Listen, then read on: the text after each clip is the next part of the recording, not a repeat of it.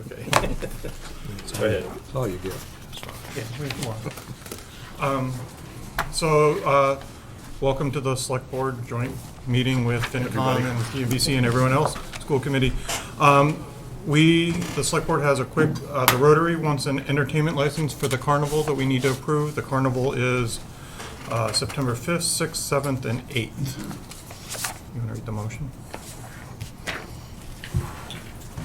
Move that the Select Board vote to approve the 4 one-day entertainment licenses under the provision of Mass General Law, Chapter 140, Section 183A, Section 186, and Sections 202 through 205 inclusive, for the Rotary Club's Carnival event to be held on June 20th to the 23rd, 2024, at 550 King Street, Littleton, Mass., for the following hours. Thursday, September 5th, from 6 to 10 p.m., Friday, September 6th, from 6 p.m. to 11 p.m., Saturday, September 7th, from 1 to 11 p.m., and Sunday, September 8th, from 1 p.m. to 9 p.m. Second. Okay. Moved by Karen, second by Chuck. Do we have the other, Matthew and Gary on? I think, yeah, So we'll do a roll call. Karen? Aye. Chuck? Chuck DeCosta. Matthew? Are you, anything online? Gary? Gary's an aye. Okay, so I'm an aye, so we have it passes, so thank you, we're done. Right, now moving on to business at hand. The purpose of the meeting tonight is to provide an update of the feasibility study phase of the Shaker Lane School Building Project. Just in the way of introduction of the Shaker Lane Building Committee, we have Ryan Ferrara, Chuck DeCoste, Kelly Clancy, Michelle Kane, Stacy Scott, Steve Venuti, Bob Romley, Mike Scaduto, and myself. And those are the 9 voting members. And then we have Steve Mark as a valuable non-voting member. So the committee members consist of representatives from various boards as prescribed by the MSBA. MSBA processes are very detailed and very prescriptive, and we're extremely fortunate to have Mark Stafford and his team from Turner Townsend Heary as our owner's project managers.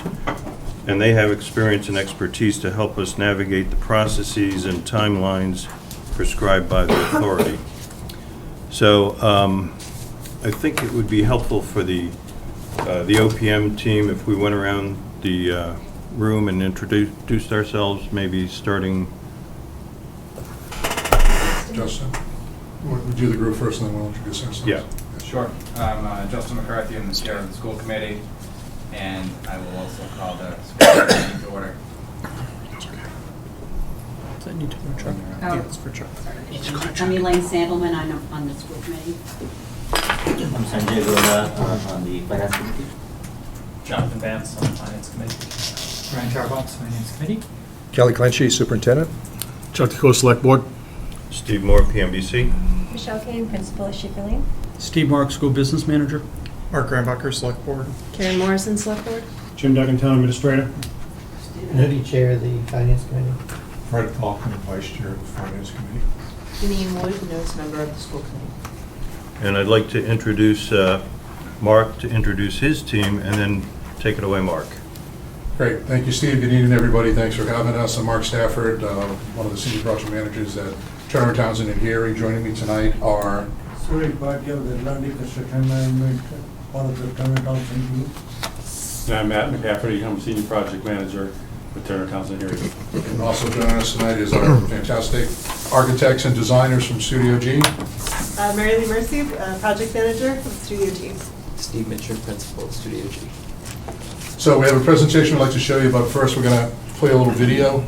I think some of you may have seen it. This was something that was worked on a few months back with the town, with a creative gentleman that simplifies the process that Steve had referred to at the MSB, which can be very cumbersome, to say the least, as you go through it. So we'll show this video, and then we'll get into the presentation right after.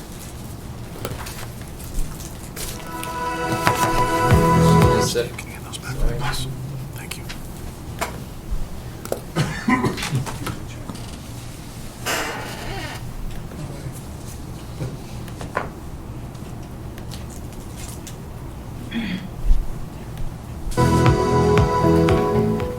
may have heard that Littleton is exploring the renovation, addition, or replacement of the Shaker Lane Elementary School in partnership with the Massachusetts School Building Authority, or MSBA.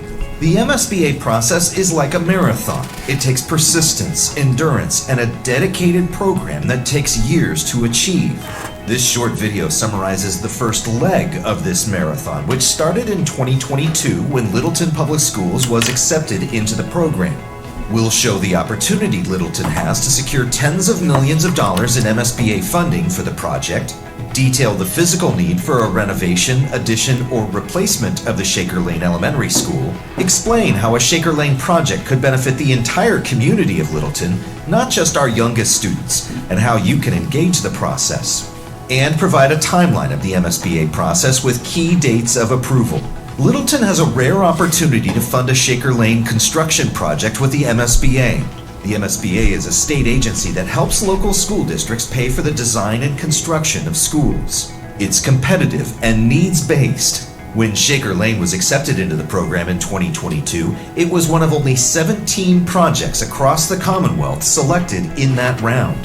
MSBA's acceptance rate for projects like this can be as low as 10 to 15%. The work is tough, but the payoff is significant. By completing the MSBA Marathon, Littleton will unlock tens of millions of dollars in grants that won't come out of our local property tax assessments. Upon being selected, Littleton spent the first year of the process meeting eligibility requirements, like forming a school building committee of school administrators, town officials, and volunteers. It then selected an owner's project manager, or OPM, to help guide the district through the process. One of the OPM's first tasks is to help the school building committee select a designer for the project, establishing a project team. The project team then begins a feasibility study to determine Littleton's physical and educational needs to deliver a next-generation education to our youngest learners at Shaker Lane, and whether those needs call for renovation, addition, or replacement of the school. Littleton Public Schools applied for MSBA funding for the Shaker Lane Elementary because the building has been stretched to its limits. The building's components not only require a major overhaul, but the existing space cannot deliver the type of education or programming we envision for our young people. The original Shaker Lane was built in 1959, then added onto in 1962, then renovated and added onto again in 1998. Its components date back to each of these time periods, including boilers and double-pane windows from 1998, electrical panels that are maxed out with no available breakers, which limits the HVAC system where the school has had to disrupt learning to move students around the building on hot days. An even bigger limit at Shaker Lane is the physical space, where breakout and other needs-based programs often have to take place in the hallways. Special education services take place in inadequate shared spaces. An old stage serves as a place for music classes and a storage area, because the old storage areas are now used as offices. The classrooms themselves are smaller than current standards recommend and have no room for interactive technology. All of these limitations impact our students' learning and work production, and there's not enough space to deliver the type of collaborative learning, one-to-one intervention, and project-based learning that would give our youngest learners the highest quality education. At Littleton Public Schools, we believe the opportunity to renovate, add on to, or replace Shaker Lane is not just an opportunity to improve education for our students. It's also an opportunity for our entire community to benefit from the project. Here are just some examples.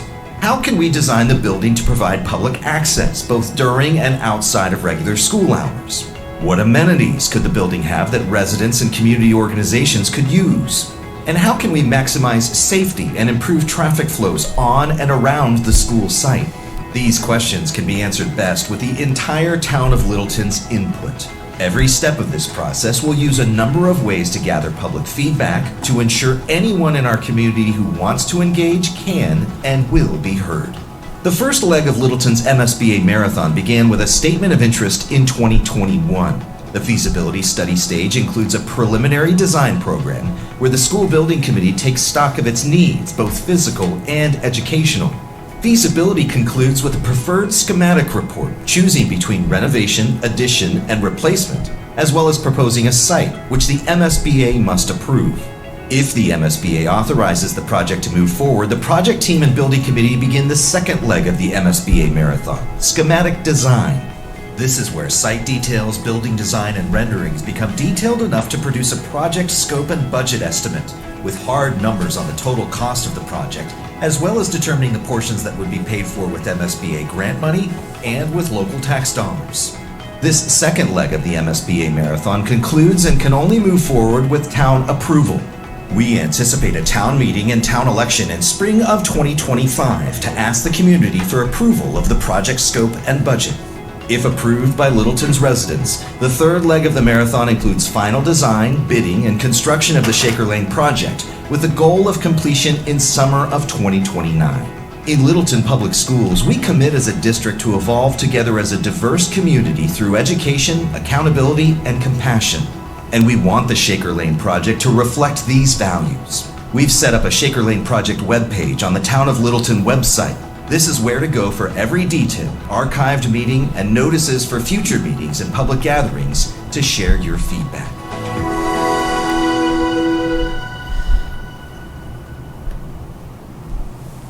Thank you. Very well done. Yeah, that was a very good overview. Yeah, watch it. It was a great overview of the process. This was the district's idea when we first were engaged. They were already talking to the gentleman by the name of Dave Cartoonan that does this for school districts all around the country. He's actually based in Massachusetts. And as you see, he did a very succinct explanation, sort of simple, talking about the process. Now, we're going to go into it a little bit more in detail, just to tell you all where we are and where we're going. So the agenda tonight is, we watched the video, we already introduced the project team. Studio G is going to go through the project, where we are in the schedule, MSBA schedule, what our goals are, what the whole process is, the options of the designs that we've looked at and what we're looking to push forward, those recommendations, the costs associated with those recommendations, and then we're hoping to leave a lot of time at the end for discussion for everybody. So with that, I think this is the project team, as we all discussed with each other before, with the committees and the select board and the building committee, us and the design team and their consultants, and of course the MSBA. That's right. Can't forget them. That's right. So we heard in the video, but to think about time frame 65 years ago or so, people were thinking about building a new school, and this is one of the images they saw early on before they had plans. This is a architectural rendering. And so this slide shows Shaker Lane through the years. You can see the site plan here. This is the overall site, which is a nice large parcel.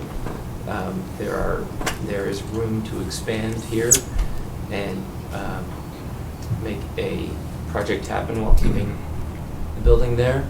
The original Shaker Lane, there were 20 classrooms you see, 43,000 square feet. Added to in 1997, you can see in yellow there on the plan, 22 classrooms, and then some additional support spaces, and that takes us to today. Same size building, but you'll see there are now 24 classrooms. Really, the only way that the school's been able to, have more classrooms is to sort of carve out of what's already there. So it's basically just getting tighter and not large enough to support what needs to be done at the school. So I'll speak to the project goals about the Shaker Lane School mission. So long before I came along, Curtis Bates, who some of you may remember, Rich Verity, was deep-rooted in the word of heart, honesty, effort, acceptance, respect, and take responsibility. So that acronym is threaded throughout every being at Shaker Lane. The kids know it. They move up to Russell Street talking about it. They graduate from the high school talking about it. A couple of years ago, right after COVID, we brought the team together and we said, all right, how can we bring our kids to where they need to be now? And we did a little project on our first couple days of school, broke the teams up, all the staff, and we said, what is most important for these kids coming back to us? And through months of developing our mission statement, we came up with the saying, we are building a safe, caring, and ready-to-learn community. So we thread that with heart throughout our school. So those, you'll see our goals up there. Kelly's going to talk a little bit about the goals, but I think the goal of this re-envisioned Shaker Lane is to meet these kids where they're at, give them the needs that they need in a building that's bigger. We are, looking at supporting students who have needs. This is my 27th year in education, my 17th year as an administrator, and seeing the needs that these kids need throughout the building, not just in small spaces, but throughout their journey through room to room and classroom. Those were where we rooted our goals. And I'm going to pass it over to Kelly to talk about project goals. Thank you. Good job, Michelle. This is a real exciting time for our school district. And I'm gonna backtrack a little bit. The pictures of Shaker Lane School really made me think a lot about where education has gone since 1959. So when you look at Littleton, I wasn't around here in 1959, but it was a lot smaller. So there's a lot of growth that has occurred in Littleton. And in 1997, as Steve pointed out, we added some classrooms, a kindergarten wing. Kindergarten was actually becoming popular back then, and cafeteria and library. So the Shaker Lane School has served us really well for a number of years, but things are changing. The changes that we've seen in the field of education since Shaker Lane School was built, including the shift from self-contained classrooms to specialized teaching and the introduction of new subjects and programs, education looks a lot different than it did in 1970. If you go back to 1959, it was pretty traditional. For many years in education, classrooms were self-contained. Teachers are responsible for teaching all subjects, the single classroom concept. As educator certification requirements changed, we added specialists who teach music, art, and phys ed, addition of other staff, and it made a big difference in those areas in terms of having students be taught by somebody that had a major in those subjects. And you look at our district right now, look at our art programs and our music programs and our drama programs. They're incredible productions that our students put on every year. As we continued to build in the 2000-2010 era, STEM became prevalent in all schools, starting right back in kindergarten. So we created a STEM program throughout our entire district, starting in kindergarten. We created a makerspace called the Imaginatorium. Those things were not ever thought about back in those days. So the infrastructure, really is a challenge at times for us to meet the needs of 21st century learning.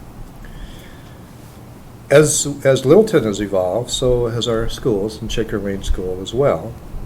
We've adapted to student demographics by providing additional support and clinical services. We've added specialized educational programs. The commitment to adding educational programs has allowed us to keep students in our schools, in our town, which is a philosophical pillar that as a district we live by. We used to, years ago, send students out as young as students in Shaker Lane to out-of-district placements. And I'm a firm believer that we need to do whatever we can to educate students in this community in our schools. Sometimes that's not possible because we don't have the critical mass to do so. But in our case, we've been fortunate. We've been able to add a number of programs, which puts a further strain on the current space configuration that we have and infrastructure we have at Shaker Lane School. As I already mentioned, the original school was designed around very traditional teaching methodologies. Worked well back then. So, some of us were in the 70s maybe, were in school and things had changed a bit, but there were still a lot of desks and roles at that time and a lot of teacher-delivered instruction. And sometimes that's important.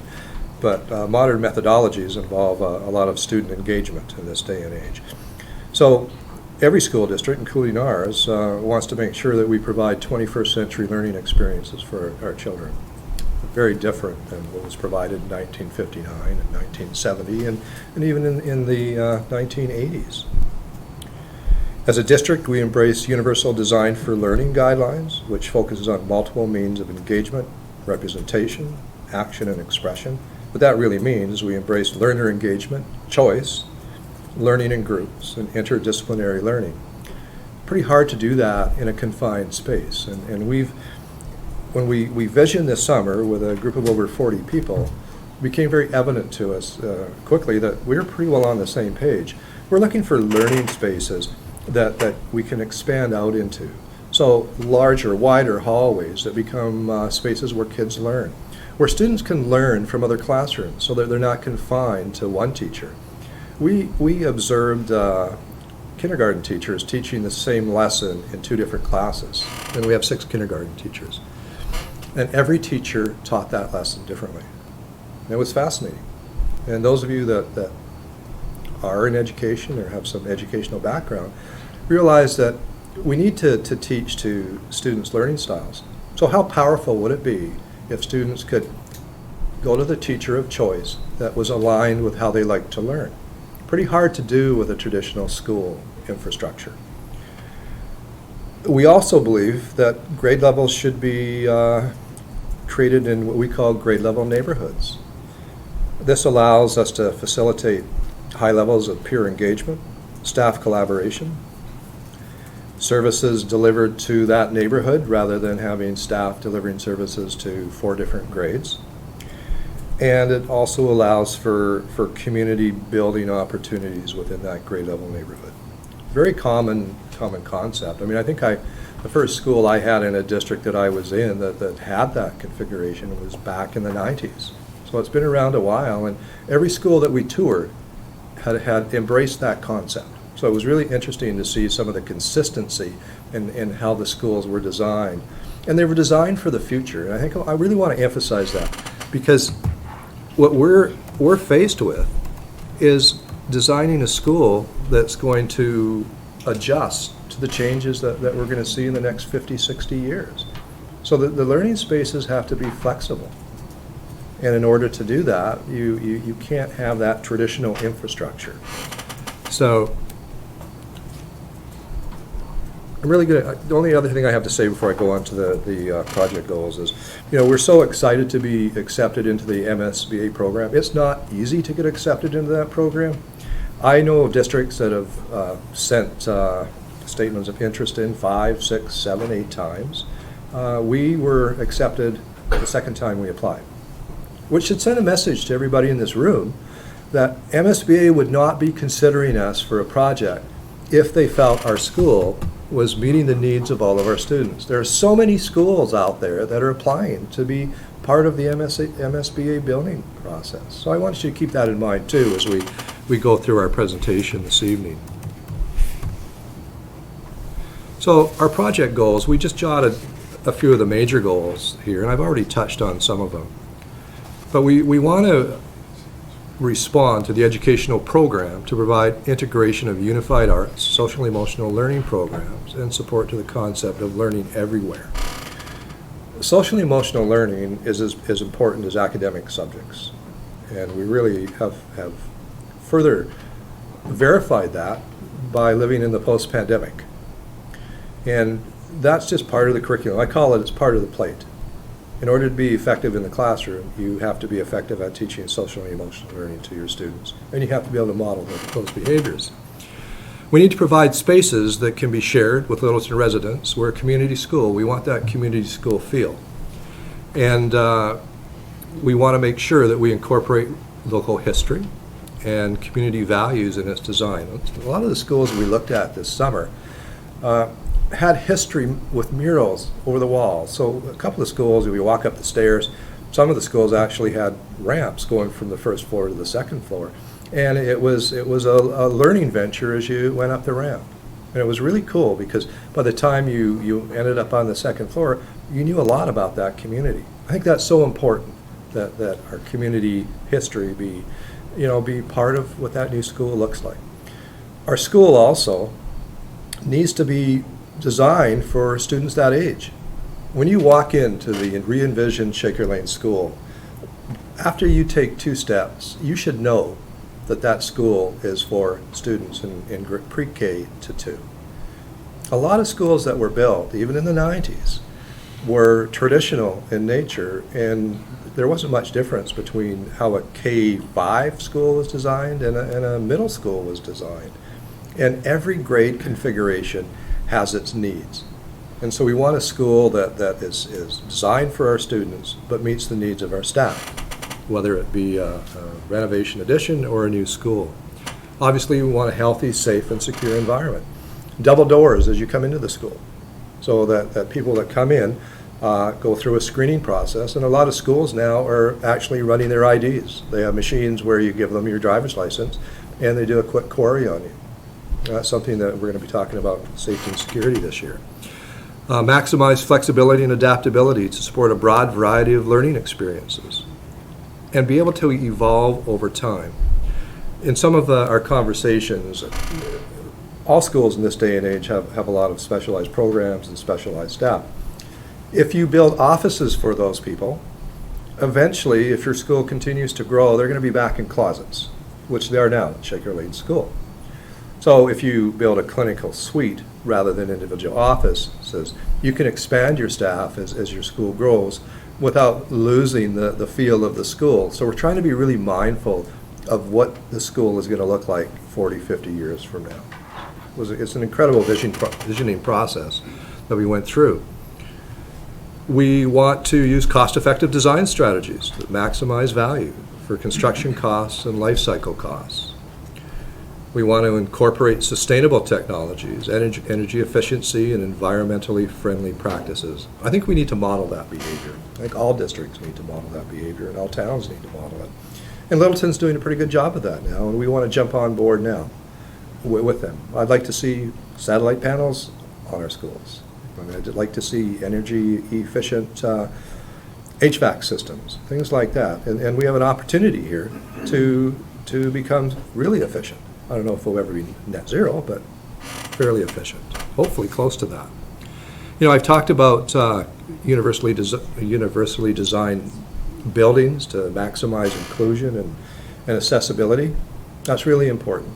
And I've already talked about our learning strategies that we emphasize in our district. And then on top of the list, is student engagement.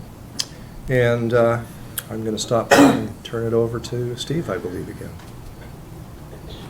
Mark's going to show us the... So this is a sort of a breakdown of the building process that the MSBA, that we're undertaking with the MSBA right now. It was alluded to a little bit in the video.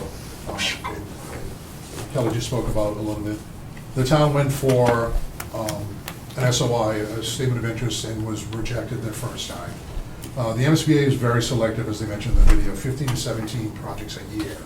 They're funded off of sales tax money for the state, and the legislature gives them a certain amount of money each year. They're trying to increase that because the amount of schools that apply for projects every year is incredible.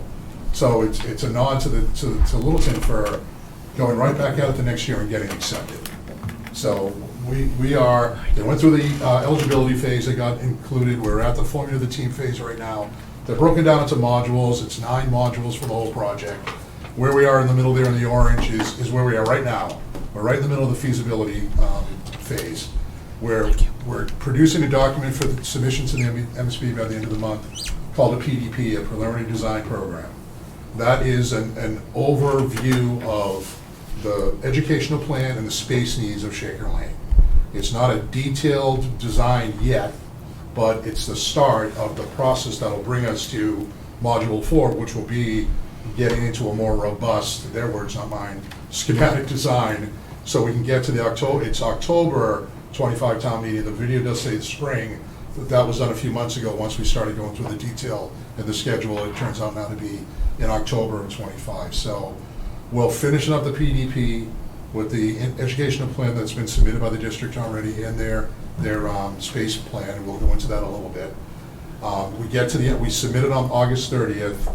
The MSBA takes 21 days to review it, 21 business days, gives us comments back. We have 14 days to respond. So that brings us now to sometime middle September, maybe end of September. And then we start the evaluation of the 3 options, which you'll see tonight, that we are going to develop. There are alternatives that need to go in front of the MSBA. And then there, with the district and our input, we'll make a decision of what option will go into schematic design. So a board, the MSBA in this structure, the board of directors meetings are the big items. You go to the board of directors, they vote on you, you go to the next stage.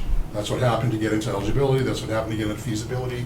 And then now we've got to go into schematic design and move the project forward into design development at that point. So then the detailed design, the construction, the moving in, and we're looking at somewhere in 2029. Right now, it's around February.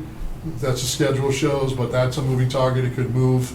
Ideally, it would be better if it was over the summer. We get into it in September, but we'll see as that goes. But the length of time, if you started in 2018 and we're looking at 2029, that's the whole breadth of the process. So it's very detailed. I think the district has done an incredible job so far putting together the information that's required. And the town has a lot of information that also has to be required for the PDP. We're pulling it all together. This team will pull it all together and submit it, and then we'll move forward. So we have some more details of things that we want to show you going forward. So, and if there's any questions about any of the slides as we're talking, please, just please bring them up. So. All right, so this is sort of a blow up of where we are right now, halfway through feasibility. This screen shows the preliminary design program and the types of things that we have been up to for the entire summer.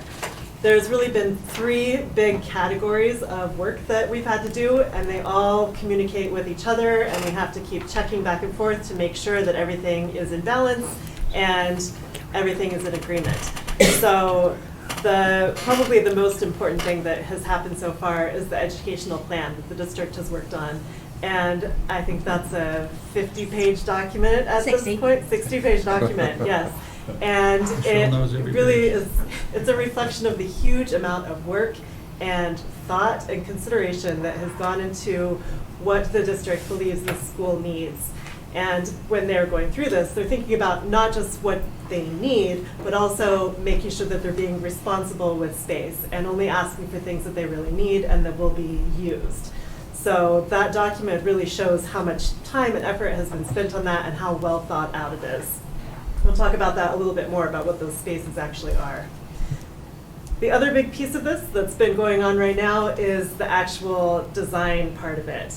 So until we really had the educational plan finalized, we did not really know what all the rooms were going to be. We had a classroom count, we had some basic information, we knew there'd be a gym. So we put together a model of the school to sort of illustrate the size of it and tested it out on several different sites at the Shaker Lane campus and another site as well. And while we're doing that, we're also assessing the existing facilities. So we had consultants go to the existing school and walk through and really take a look at what sort of shape everything is in. The structure, the systems, the finishes, the envelope, the windows, accessibility, really everything. Because if we go down a path of an addition and renovation, we really need to have a good understanding of what the existing building has and what it's capable and how we can expand on it. And it also contributes to the decision if we decide to go towards new construction options. So having that information has been really vital and really important, and it's a big piece of this early feasibility. The last piece that we have begun is community outreach. And the big piece that we've done right here is a survey. The survey was intended to get results from people who have ties to the school. So we were really hoping to get responses from parents, from educators, from people like yourselves on the various boards, people who are parents of students who are going into the new Shaker Lane, parents of alumni, some actual alumni themselves responded. And you can go to the next slide. What we ended up getting was exactly the right people responding to the survey. We had over 380 responses, which if you consider the total population of adults in the town of Littleton, this is like a large percentage. This is a shockingly large percentage amount of participation. So you know that people really care and they really want to make sure that they express their opinion, and they want to make sure that they feel that they're included and that their voice is heard and that we're listening to them and reaching out to get their opinion. So most of the people were, go back just one second, They are people who've been in the school within the past year, so they're really closely tied to the school. And the next one now, thanks. And as I was going through the results of all of these responses, I was really amazed by the level of sophistication and the care and just the high value of responses that we received. It's obviously a very intelligent group of people who are responding to this, people who understand education. They were using educational terms, and it wasn't just the teachers who had filled it out. Like, the number of people responding in this way was much higher than that. So the broader population of respondents here really have a deep understanding of what Shaker Lane students really need. There's a lot of information on this slide, and initially we had 6 separate slides of going through each one of them. We thought, okay, we don't need to talk all about that. But you'll get copies of all this information, you can get into it a little bit more, but there's great quotes that people made, there's the ideas that people threw out there, and there's also things about, like, after hours, we see baseball, softball, like, what can the building be used as community as well as just a school, so the response was outstanding. So the outcome of this is that when we ask people, what are your aspirations for the school, what do you think are the most important things for the school, the responses overwhelmingly align just about exactly with the project goals that the school building committee had established. So that tells us that these two different groups of people have the same ideas about what Shaker Lane should be. So it's really amazing to see that, and it's really a great start for the project. All right, so some of the design options.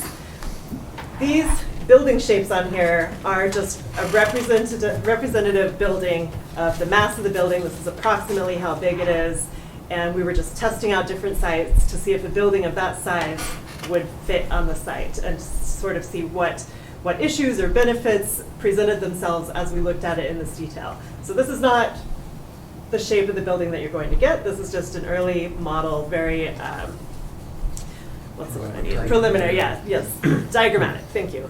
Same thing with some of the fields. We show a couple of baseball field outlines, which really is just to show the size of the space. It could be soccer fields, it could be anything. So we looked at 6 options. There's 3 categories of options. First is code upgrade. This is something that the MSBA requires every project to do. They want to be really sure that the school really needs more than just code upgrade. So that is part of the assessments that were done to the building, so that if those findings show that the existing building could just be upgraded and meet your needs, then the MSBA will not see the need to fund the project. As we know, the school is way too small, so it doesn't matter what sort of shape all the systems are in, it's not an option to just keep it the way it is, because it's not going to meet the 21st century learning goals, it's not going to meet modern teaching modalities. I think the video we watched really went into good detail about why that's not an option. It is an MSBA requirement that we look at it to sort of prove that that's not an option. The next category is an addition and renovation. We looked at 2 different possibilities for how we could do an addition on this. Option 2.1 there is showing an academic wing that we add on to the east of the existing school, and that would mean we demolish the existing academic wing after that's built. It makes phasing really easy because you can build that while the kids are still taking their classes. Then you move the kids into the new wing and you tear down the old one with minimal disruption to the students. And then we would renovate the remainder of the building. Option 2.2 is very similar, same idea. We were just adding the new academic wing to the north of Shaker Lane, sort of spilling out onto the lower field there. Same idea, new academic wing, move the kids in, demolish the old one. And once you demolish the old one, it gives space to build a new gymnasium. The third category of design that we looked at is new construction. We looked at 2 different locations on the campus. The first is the upper field behind the school, and the second is the lower field, sort of to the north of the school, and I'll go into more detail about that. And then the final new construction option we looked at is at Wickham Field, which is over by Russell Elementary. We looked at actually over 60 different properties that are named by the town, and we were looking for any properties that were large enough, that were not constrained by wetlands, that had access to roads, so they weren't landlocked. And Whitcomb Field is, yeah, access to utilities. Is it a wooded site? Is it just full of, swamp? So we ended up finding just the one, Whitcomb Field, which somebody I think here had probably suggested that. And so we investigated that as well and tested it out, same as the other sites. And that's another part of the requirements of the MSBA. They want you to look at other sites.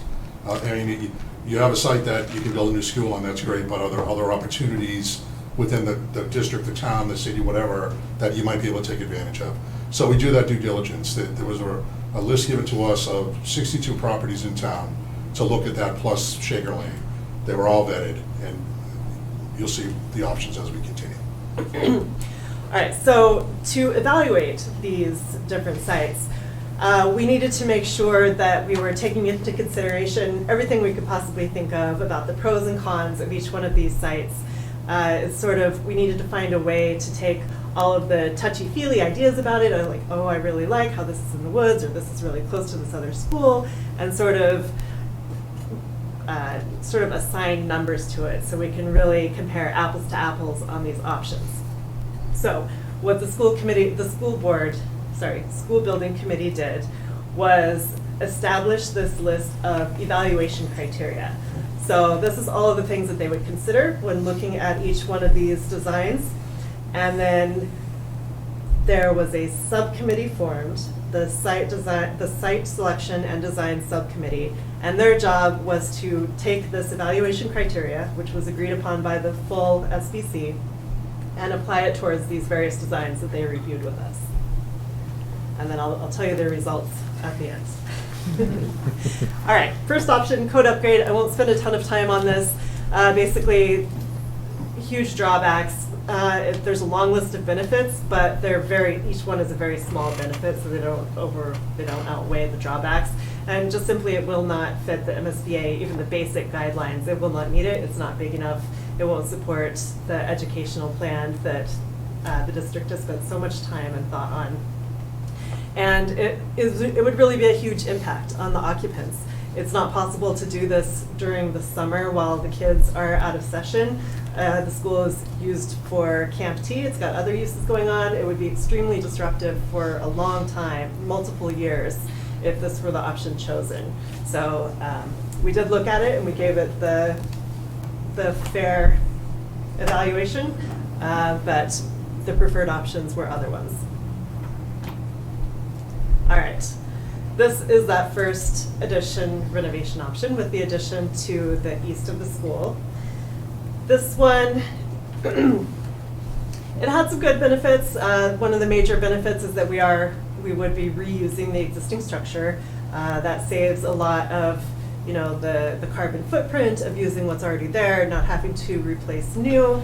But then you have to weigh that against, you are constrained to that existing footprint. Whatever portion of the building that we keep, we have to take the educational plan and sort of shoehorn it into that building. So it wouldn't be a perfectly tailored fit. We would need to be moving spaces around and coming up with really creative ways to get them to fit in and get them to work the way that they really need to for the district. This would also have a bit of an impact to the abutters there to the south because it's pretty close to the property line. So it has pros and cons, and the subcommittee evaluated this as well along with the others. Same idea with option 2.2, just with the addition to the north. This one it was a little bit better because it didn't impact the neighbors, but it did have the effect of taking away that lower field because a lot of that would have to be taken over just to fit the addition on. And so again, pros and cons that need to be weighed with the evaluation criteria. All right, this new construction option at the upper field, there were a few things that really stood out about this one. There is a thick black dashed line sort of cutting the building in half horizontally. And what you're looking at there is everything south of that line could potentially be shared with the community. So what you have beneath that line is starting from the south, you have new fields or new recreation area where the existing school is demolished, where the orange shape is. You have potential space for new playgrounds and maybe trails through the woods, recreation area down there. And then once you get up into the building, we refer to that as the community wing, and that houses spaces like the gymnasium, the cafeteria, maybe the media center, some meeting rooms, spaces that could be used after hours for community groups.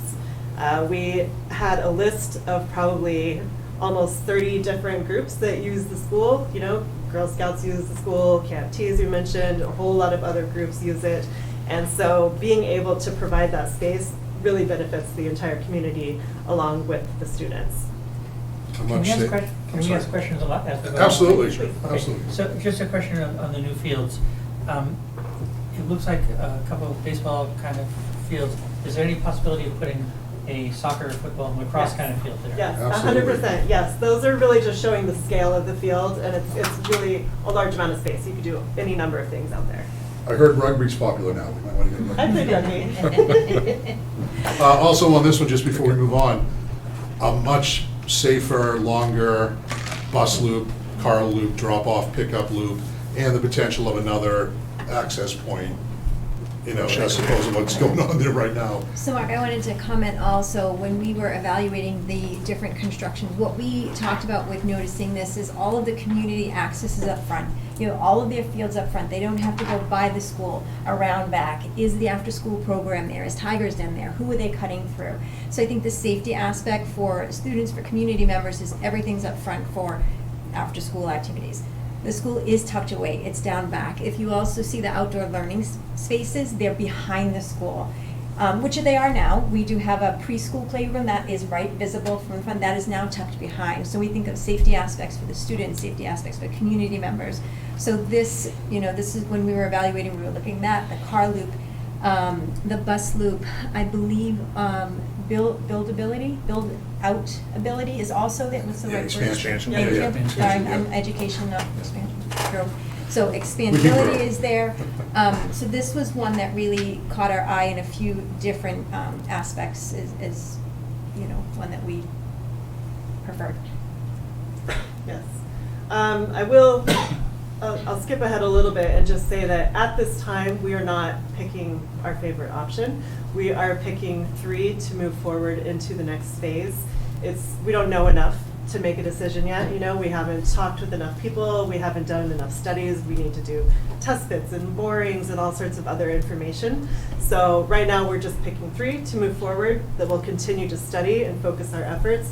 And it won't be until the end of the next phase, which is the preferred schematic report, or PSR, that we're really narrowing it down to 1. Yes. Once we have those 3, can we have community outreach Yes. meetings so that people are involved even at that stage? Yes, that's the perfect time to do it, because then we actually have something real to show them, right? As of right now, we don't really, which is why we kind of could only do the community survey.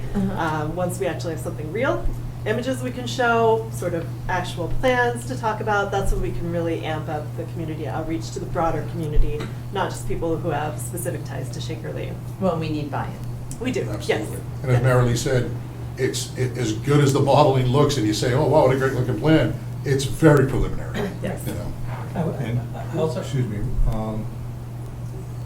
at this point, have you looked at all at the septic requirements? Because a Oh, lot yeah. of this Yes, we site have. backs up to wetlands. Yes. And it just. Yes, Yeah, it's- extensively.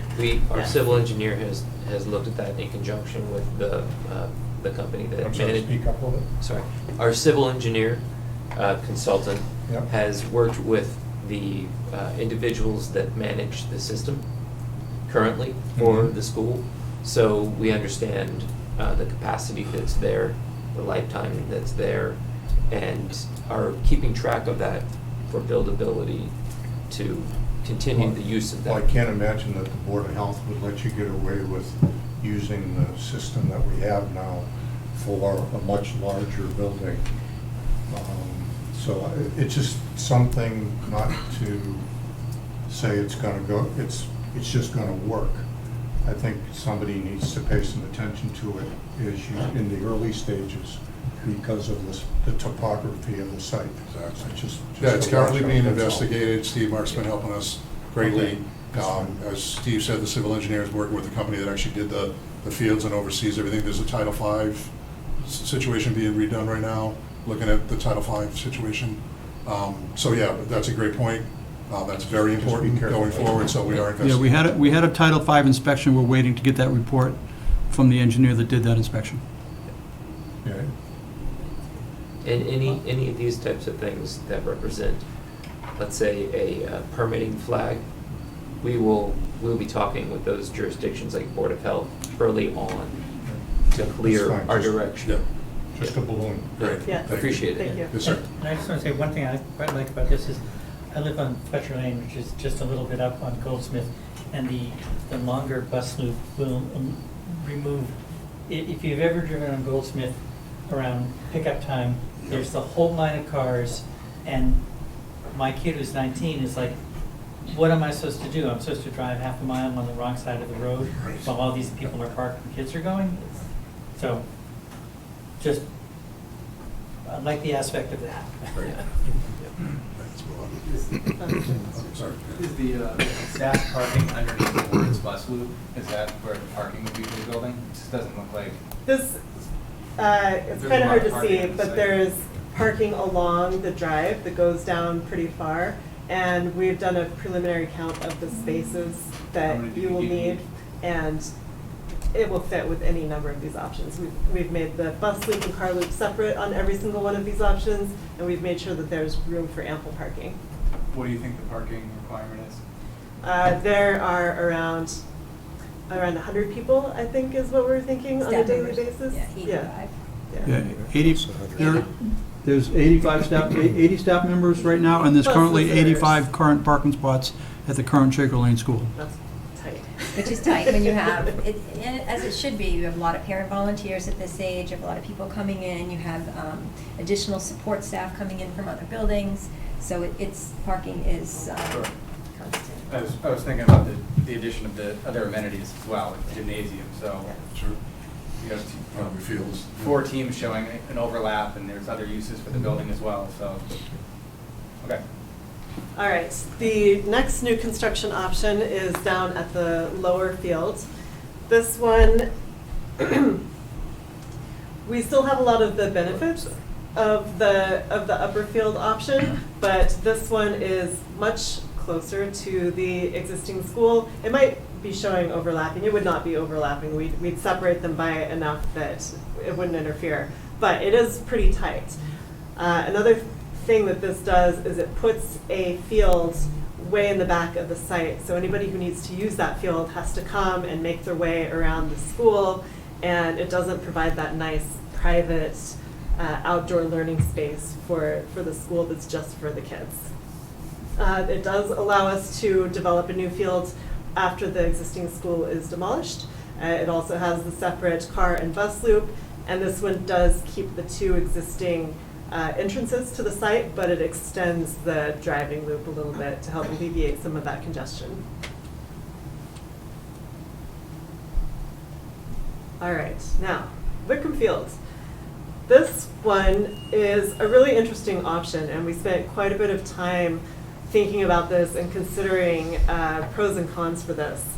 There is a brook that runs north to south along here, and anytime you have a waterway like that, you get into really large setbacks. You get a 200-foot riparian zone, just basically means edge of water zone, which is more than a typical wetlands buffer zone. So those lines on there, without getting an actual wetland survey done, this is sort of an estimate put together between available maps and walking the site and guessing where that line is. So even with that line coming as far out as it is, there's still room to put this diagrammatic building on the site. We were able to look at it and try to get roads to work around, still get the separate bus loop and car loop, and keep this as its own separate pre-K to 2 identity on this larger campus. So that said, the benefits to this, one big benefit is it, as the other new construction options, it would meet the MSBA guidelines, it would meet the the school's educational plan, the 21st century learning goals, and it also consolidates all of these Littleton schools onto one site. But then you start really thinking about how this would work on a daily basis and what would it actually mean to bring this school here. So first of all, we've already talked about sewer and septic. The sewer expansion project that's going on right now is not sized to fit another 500 or so users. So it would not be able to connect to that, and we'd have to figure out the septic, the septic situation. There's only one access road onto the site right now that's through that sort of southwest corner. And from what I hear, traffic on the site can get pretty congested. You have school going on at the same time that the high schoolers are being bussed over to use the fields.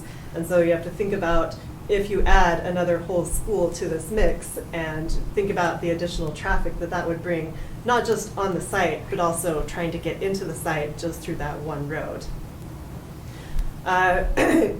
With this extra congestion, you have to think about what does this do in the event of a lockdown situation.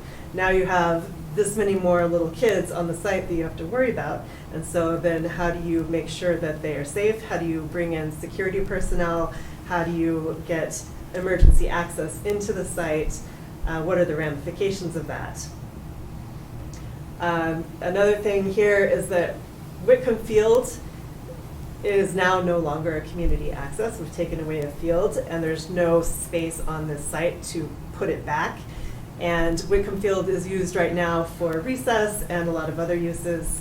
And so we sort of take away the ability to put in a playground. There's issues with the playground for the Russell Street School, issues with the playground for the Shaker Lane students. Two different age groups, they need different equipment, and so that becomes a day-to-day complication of when the kids need to go out for recess. And then two more big things. First is the site is so crowded with this on here like this, there's really no possibility for expansion. So if you ever get a big influx of people, you have a new apartment building built, you have a bunch of new kids coming in, you can't add new classrooms because there's just no space on there. And then finally, if we build on a site that's not the Shaker Lane campus, then the MSBA does not reimburse for the demolition of the old building. And so we've estimated a cost for that at about $1.6 million. I think Michelle or Kelly, if you have anything to add about this option. Yeah. So when I first heard about it, I said, oh, it kind of piqued my interest to have, us with Russell Street and the middle school, and I thought, great. And then that theory became practice. And we visited a school called Blanche Ames, and they had a similar topography. They had Blanche Ames, they had the middle school and another elementary school all on the same campus. But the acreage they had compared to what we have to work with, you couldn't even see the other schools. So I feel like with what we have, the theory is there, but in practice, I don't see how it could work. Last year, I think we changed our school start time and end time. So I'm thinking, there's maybe a 10 or 15 minute buffer between us and Russell Street. So as those parents are trying to get out of Russell Street, we have parents now trying to come in. So Marilee already mentioned the access road. So I just think of those two things. And just, I think, again, looking at it was a great idea. In theory, it was exciting to be so close to other students that could come over and be with our little ones. But in theory, as we got deeper into it in conversations, I just didn't know if it would match what we were looking for our little kids. Yeah. And I'd like to echo what Michelle has said. I was intrigued originally when somebody brought this to our attention. I think an MSBA requirement is that you have to be able to add an additional wing to the school before they would approve it. It's for expansion. So that site does not meet that requirement. Is that correct? That's correct. You have to show the ability to add at least 4 classrooms. So if I could ask, why is the possibility not there to build up instead of out? Every time we talk about expanding, it's out. Why, yeah. Why couldn't we build up if we needed If you more? did away with the track, you'd get all sorts of space on that site. That would work. You're spitballing here, so that's an option. I don't know, I haven't thought about it before, but looking at the big red space above there, that's I think that takes space away. is as big as the whole Russell Street or almost the whole Shaker Lane. So if there is value in putting those three together, I would urge you to at least look at if we moved the track somewhere else. Because if Does you, it make sense? because if you do this, I mean, granted, so you lose the 1.6 million, but in the scope of what I'm afraid the number will be, that seems like, but Who knows? if we did this, then the entire current Shaker Lane area becomes available for fields and tracks and so on. I mean, I don't think anybody's suggesting, oh, let's just get rid of the track that we all fought so hard for. I mean, I think we all assume that we would, if we did what Fred is suggesting, we would replace the track someplace else. You know, repurpose Shaker Lane, you don't necessarily have to demolish it. If you repurpose the building, you own it, you don't have to demolish it, right? You could use it for some other purpose. It's year-round Camp T. Yeah, I mean, it's. Right, but the whole space, but you wouldn't necessarily need to preserve all that space, you know, the parking, the busing, bus lanes, the existing fields. We could do, I'm just saying, we should, in considering this option, because originally I also thought, I mean, I hear the drawbacks, but if we're gonna give this one a fair shot, I think consider what we would do with the existing Shaker space. Sorry, could I get an answer to my Yeah, earlier yeah, sorry. question? Okay, can I answer Sorry. that? So, it's possible. I think there is a preference to minimize the stories for younger kids on a building. Sure. However, to expand, that just needs to be thought about ahead of time so that we don't have, one, the structure can handle it, you don't have any HVAC equipment there. So sometimes that can be a challenge if that's the only, especially on a site like this, that's the only place it can go. So you just have to reserve area for that to go. And, you know, if you get a third floor, you need two means of egress. So you might be adding an extra stair in a building for that expansion. But you need to know, like, when it's built, because doing it afterwards is a nightmare. And it would meet MSBA requirements, though, if, in terms of that MSBA requirement that you be able to add a wing. We could do it that way, in theory. It is possible, yes, it's in the realm of possibilities. If I could make just a couple comments overall on this. Yes, a track could be relocated. That, I imagine that you're not going to want a situation where that track's not available for a year or two. I mean, that's probably true. So that financial commitment will have to come with the project. So and location for where that goes. So for instance, if it was built over on the site of the existing Florence Roach, there will be quite a lot of, Shaker Lane. Yeah, too many, no, we'll get to that. The other point I wanted to make was, really, it's a connection to septic. So if it's not on this site, it'd have to be somewhere in the vicinity to be able to flush the toilets in this building. So that's a very sobering detail that would have to be figured out as part of this puzzle. I think the most important thing, though, is everybody's familiar with Shaker Lane and how it is a sort of a sheltered place. And when I look at that site, when I go to that site, it feels like a very safe place for young kids and a very lovely place for early learning. This feels more like an urban condition, not because it's in a city, but because now we're bringing lots of people into, maybe this might be like the most number of people in one place for the town if you put all that together. Like, I don't know what other conditions in town would rival that, but that's a lot once all that's there. So it's a much different experience for children going to school here.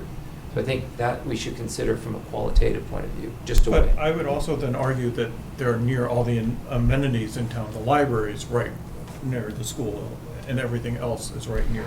The Castle in the Trees is right near the school, all the things, so. yeah. So all these questions will be part of the community engagement, right? Once we get to that stage. We should move on. Yeah. We should move on to the rankings and the options that were decided to move forward. I just have one question Sure. about, we were talking about egress. Is there a concern with just having one access road for that many students? You know, if there, say, God forbid, there was some kind of crisis on the access road and then, you know, 3 schools of students wouldn't be able to exit the campus. That was Or one of 2 the schools. points that Mary Lee had. There's a road there, a potential connection to the library area, so maybe as a possible. Oh, so that's a road, not a. Well, it's a possibility if that, you wanted to ease the congestion on the site. Right now, it's a fire access road. It's a fire access road, but could you do that? It's gated. To kind of help with that, just that idea. Which egresses onto Shattuck Street, right, Right. right next to Pine Tree Yeah, Park. I've done it. Mark, just real quick, I know you guys want to move on, but there's some other things that need to be taken into consideration. If the building's put, there, if whatever building it is put there, and the track stays where it is, all the field events can't be done there anymore. So it's not just a baseball field you're taking away, it's, frankly, our track and field team is the best athletic team that we have. It's very successful. But that baseball field is used, if you go there on a Saturday morning, fall or spring, that's a lot of Dunkin' Donuts coffee cups and a lot of little kids kicking a soccer ball around. So it's which could be transported over to Shaker Lane once. Well, that's decided true. we're gonna If do any that. field, I mean, if we're building on the upper field at Shaker Lane, you're gonna take away all the baseball that's going on there. So anywhere we build, we're taking away But a any, field. I just, in any interscholastic. No, but you're gonna recoup the field when you. But not you until, build it. yeah, but it doesn't matter. Chuck's saying that this field's used currently, and when it's built, you're not going to, well, we're gonna have the exact same problem on any other field. That we're gonna have to recoup. Not with an interscholastic sport, though. You're not taking away a high school. So I think it's Venue. time to move on. Yeah, we with have a lot, the I think so. presentation. We have a lot more to discuss, so we don't want to Yeah. We'll have be time here to all come night. back to it. We could, but If you have to be, you have to be. we have to be, right. All right, so this is just a reminder of those 6 options that we just went through. The code upgrade, the 2 ad renos, and the 3 new construction options. So now, back on the topic of the evaluation criteria that was agreed upon by the full SBC and which the subcommittee used to evaluate all 6 of these options. The method that was used here is every member of the subcommittee independently filled out a survey and assigned a numeric value to every single one of these criteria listed. And then that data was compiled into this chart, and we took the average number of what it scored on every individual item and came up with one number that was an average of everybody's, and then added all of those up to get sub-scores for each category, and then a total score at the top. So it's kind of tight to see here, but the 3 orange rectangles show the options with the 3 highest rankings. Those include ad reno option 2.1, which is building to the east of the school, new construction option 3.1, which is at the upper field, and new construction option at the lower field. And if we go on to the next slide, there's a graphic representation of what this looks like. So you can see right here, the blue option is the option 3.1 with the highest score. The green ones came in sort of at second place. They're almost identical to each other. That's the ad reno option and the lower field option. The yellow option, kind of right in the middle, is option 2.2, which is the addition to the north of the school. And then at the bottom, ranked lowest, was both code upgrade, and then slightly below code upgrade was the Whitcomb Field option. So when the subcommittee looked at all of these options, I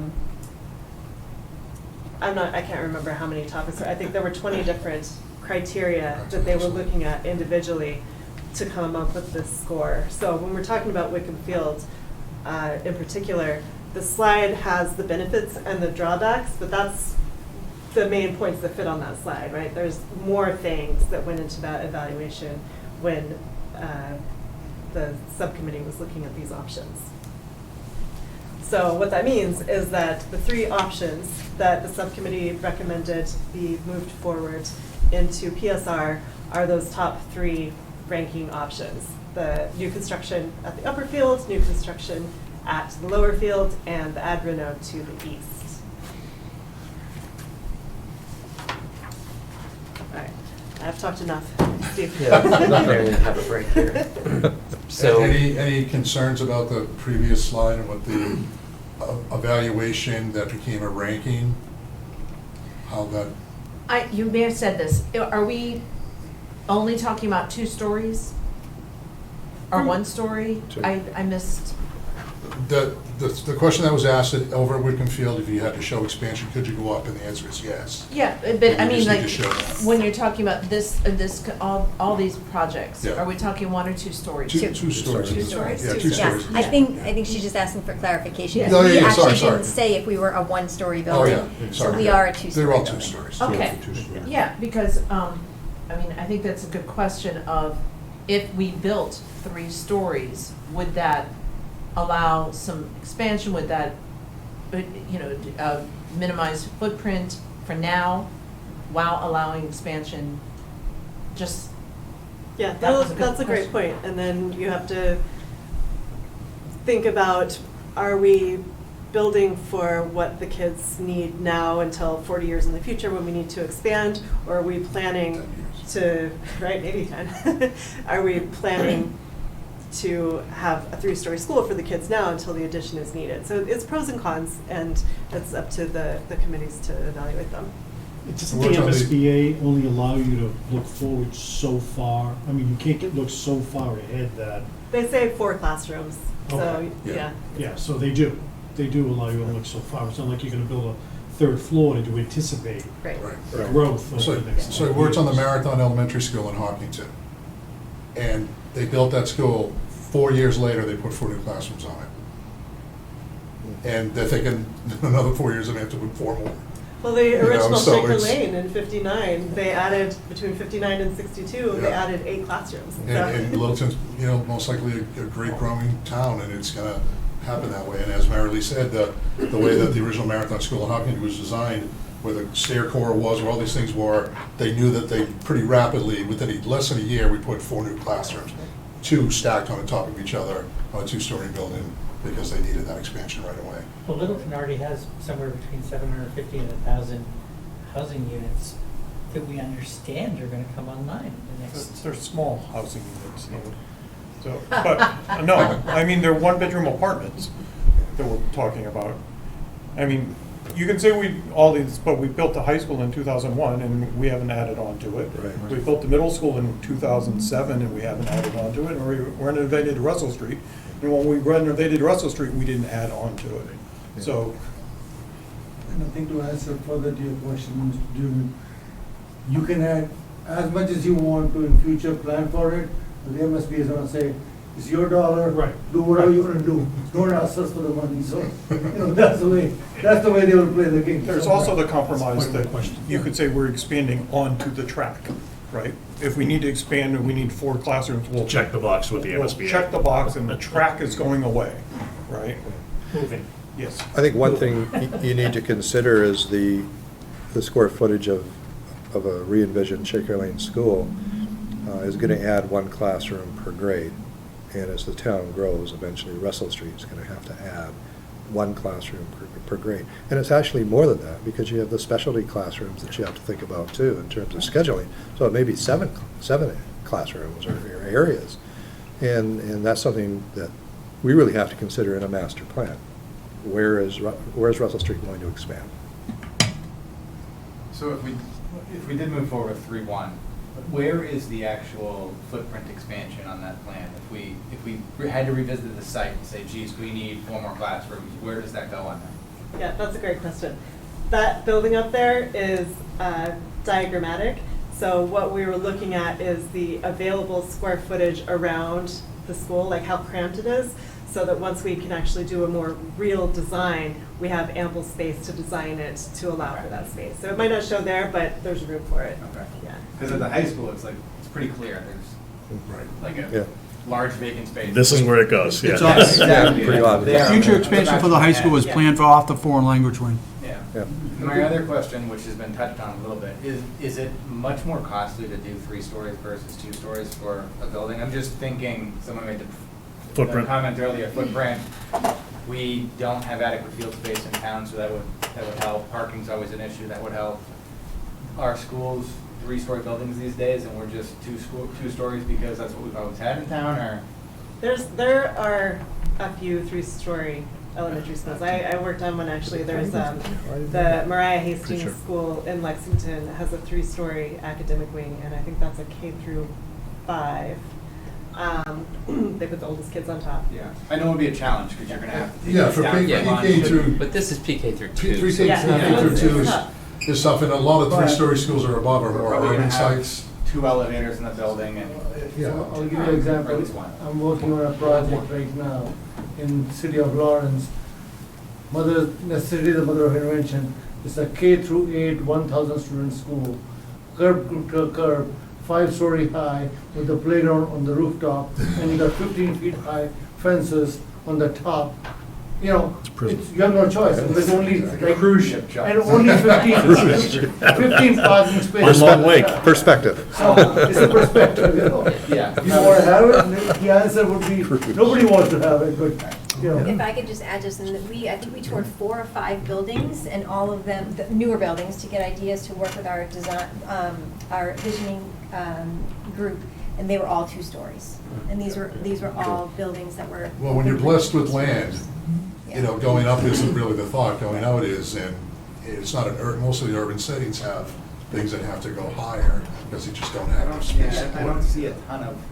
Did you have a question back there? Plan. We just try to School jam. committee Stacy has a question, she's virtual. One second, we just try to jam it in over Whitcomb, it really doesn't fit, and, you know, we're left with 2 baseball fields here, and that's what we currently have. We don't have a ton of land.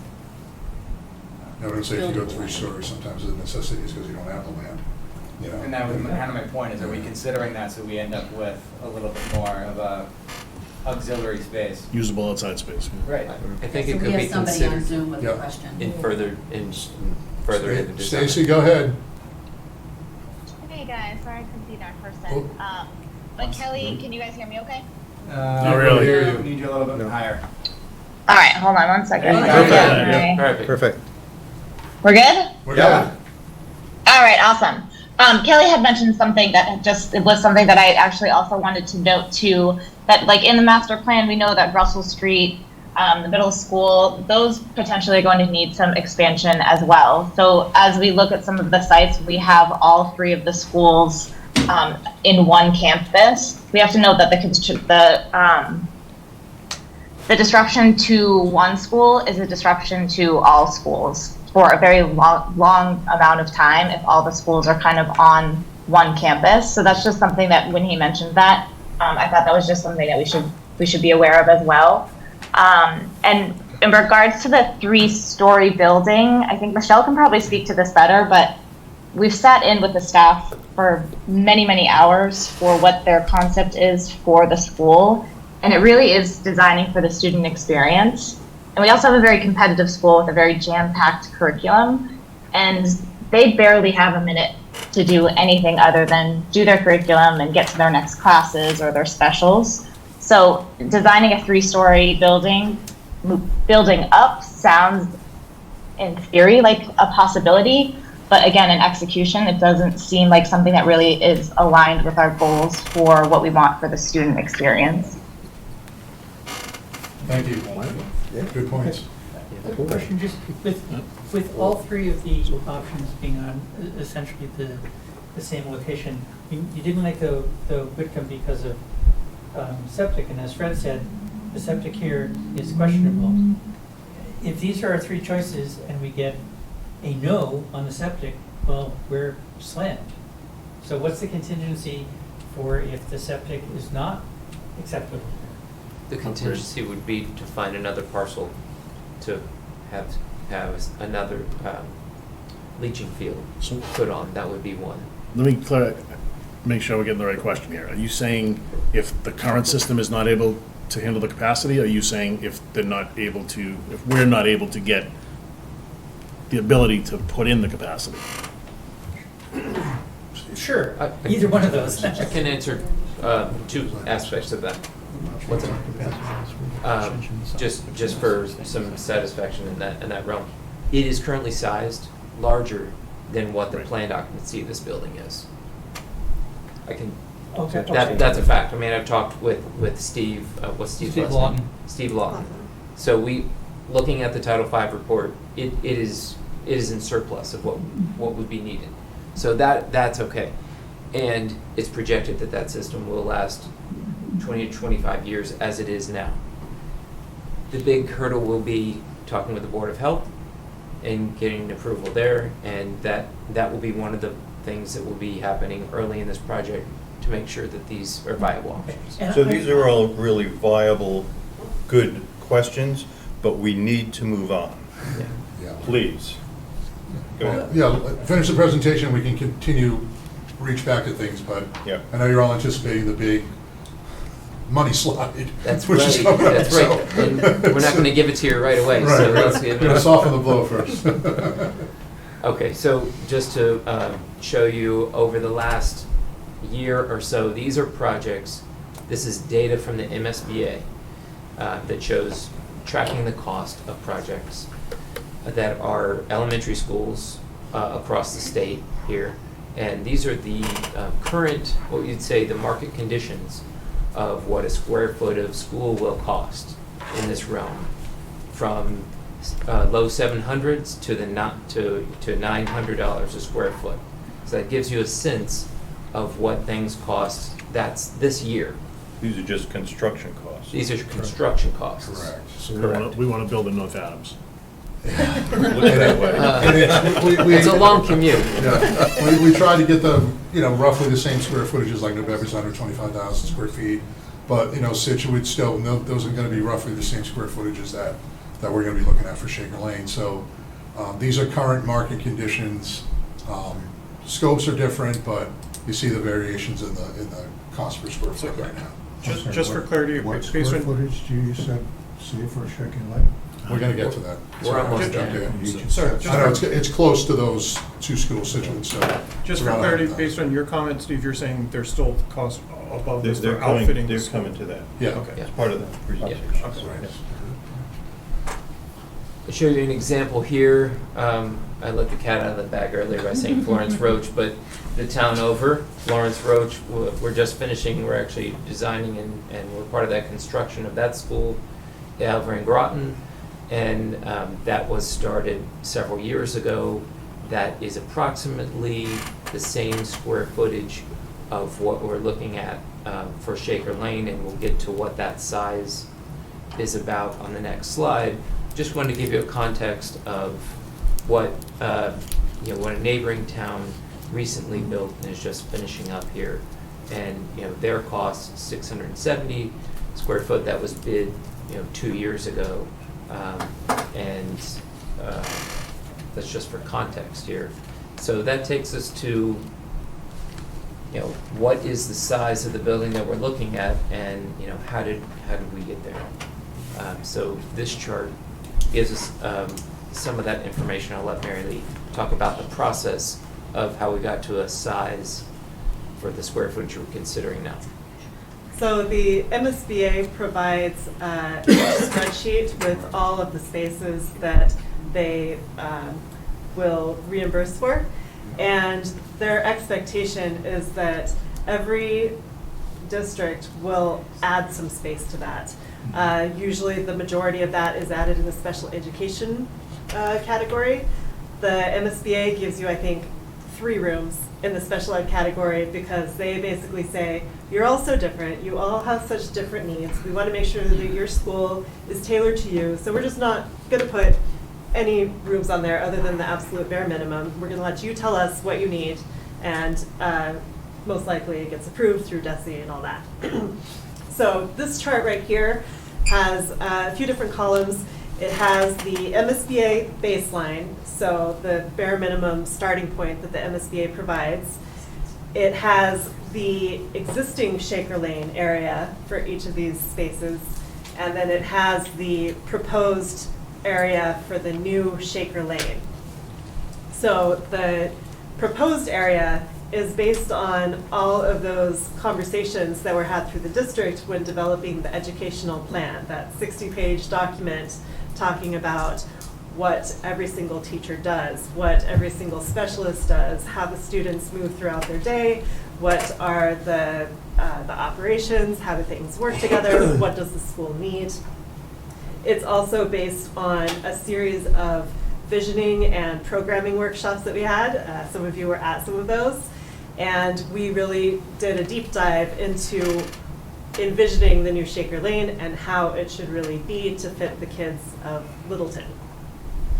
That also included the tours of several of the buildings that Michelle talked about to see what other schools are doing, because it's really hard to imagine out of nowhere what you might need. It's helpful to see what other schools have done so you really get ideas of what's possible, and then you sort of pick ideas that you like from all of them and add your own needs on top of that until you come up with a design that's specific to the school that you're working on. So these columns here, they show that the majority of the space that was added is in the special ed category, which is not surprising. That's very typical. And then we outlined a few other key spaces that are contributing to this additional square footage. So in core academics, the MSBA, you enter the number of students and it pops out a number of classrooms. They gave us something like 6 classrooms for one grade, 7 classrooms for another. So we said, well, that doesn't make sense. We'll add another classroom so it's equal for both. Another thing it includes is the academic suite that Kelly mentioned earlier, as well as the clinical suite. Those are not, they're listed as offices here, but they're really collaborative spaces with sort of hoteling spaces and some private areas for confidential phone calls or small group meetings or collaborative meetings. They're really dynamic spaces that can accommodate future growth and flexibility. This also includes the Imagitorium, which is the STEM spaces, and the learning neighborhoods, the communities. We're calling them dens. And this is where the classroom is able to spill out into a communal space for each grade level neighborhood so that the teachers can work together, the kids can work with their preferred teacher. There's a lot more possibilities for hands-on activities. You can do things like share resources. All the teachers can share resources instead of having 6 of them in every single classroom. You have one out in the middle that everybody shares. So you really save a lot of resources that way.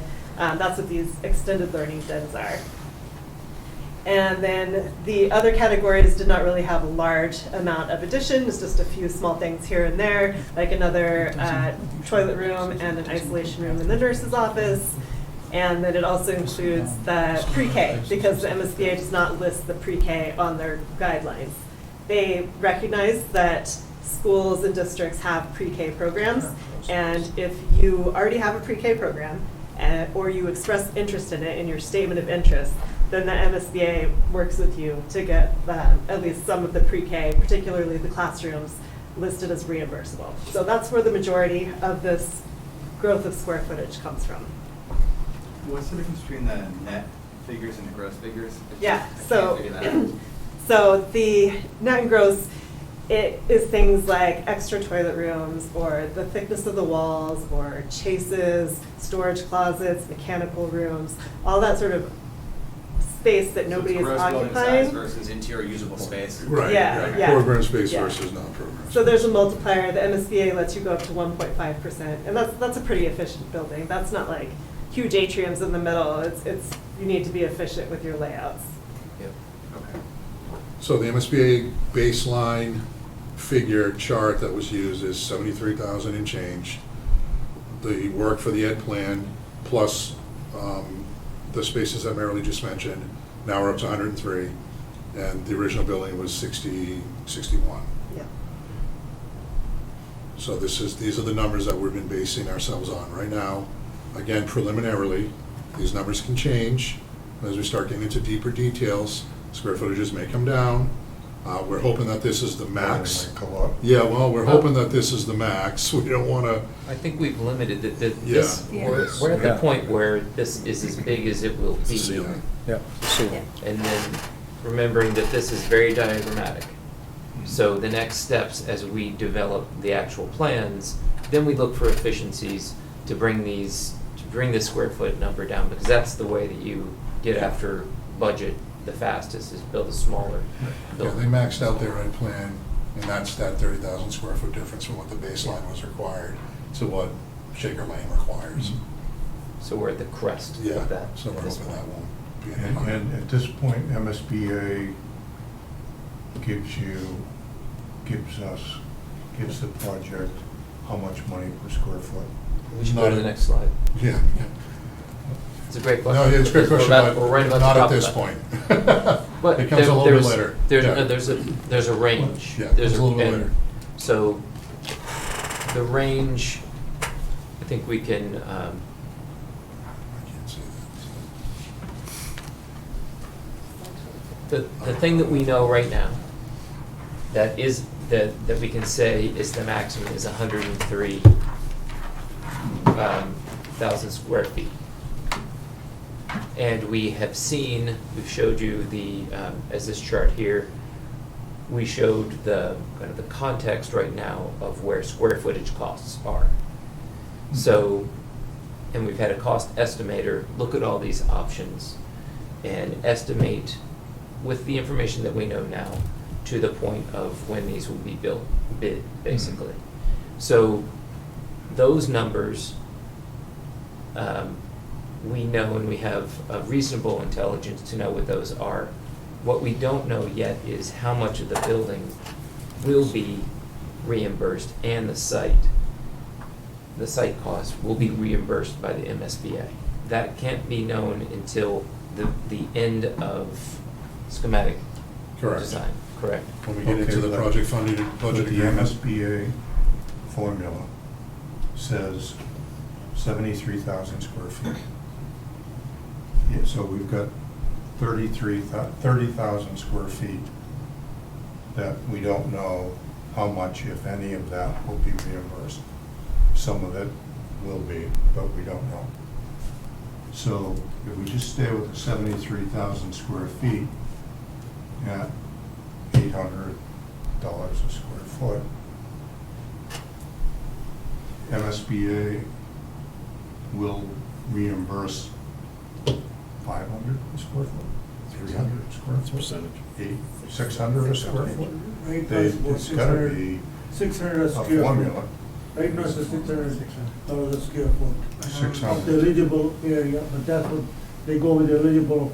Okay. So like the 70,000 become, let's say, we're saying 100,000 is the requirement or what the district needs are, not a requirement, the needs are. And MSBA's baseline is 70,000, but they also understand that the pre-K can be added on because you already have existing pre-K. So they, let's say, discussion purposes, they go, let's say halfway through, 85,000 square feet. I'm just throwing a number here. And if you do the math of the $600 a square foot, what they're right now currently providing you, and then they multiply that with the 0.48 factor, which is the factor that they will contribute, and the rest is yours. So I think there are too many formulas that get applied. They also have a restriction on the site cost. It's 8% of the building cost, so all those start applying, and that's why we say the range is, at the end of the day, between 30 to 35% of your total project cost is what becomes reimbursable from the state. And there's two delivery methods too. And there are different delivery methods, but just to give you an idea, like a range, and as we get into the schematic design, or end of the schematic design, when we have a total project budget agreement with the MSBA, the town has that, you know the amount fairly close to what the MSBA will be reimbursing the town. And that's the number that goes over, at town meeting to say, this is what the town needs to think about it, the citizens need to think about it, and that's where you get to the final number. Right, but just to ballpark it, if you took the cost as about 110 million, and, the state kicks in 30, we're looking at about, 77. 60 or 70 million, right? Well, 77 million. Yeah. So that's, so 1.6 million, that's nothing. Well, understand, the MSBA is a grant program. you bond the whole amount. Right. And then you get reimbursed. You get it Yeah, back. Right, right, right. exactly. Right. Right, so, I'm sorry. I'm just wondering, do these costs include anything about what we would do with these lovely extra fields that we're gonna mess around with? The site work is, the site work's capped at 8%, right? So anything above 8%, you'd have to pay for it. And that's the reason we say the range is 30 to 35%, because we know there will be some item discounted would not be reimbursable. So that's the total cost right now, projection at the 110 million, that 114 million is based upon the fact that we have to redo the new fields, put the new fields in. So that includes the. Yes, all those That costs. was the Yeah, only part of my it question. The includes it, but estimated it's cost capped. does have Right. the site costs in them on this chart. It's just whether they're reimbursed is a different thing. So let me just go through this real quick. So we have the three highlighted options of the options that were being put forward to maybe go into the review of alternatives into a preliminary schematic review. Option 2.1, 103,000 square feet. Cost estimate is because it's addition renovation had it estimated at $848 a square foot. We have two methods of delivery. CMR is construction manager at risk. That is when you have a construction manager who's also the contractor comes in early in the project, right after schematic design.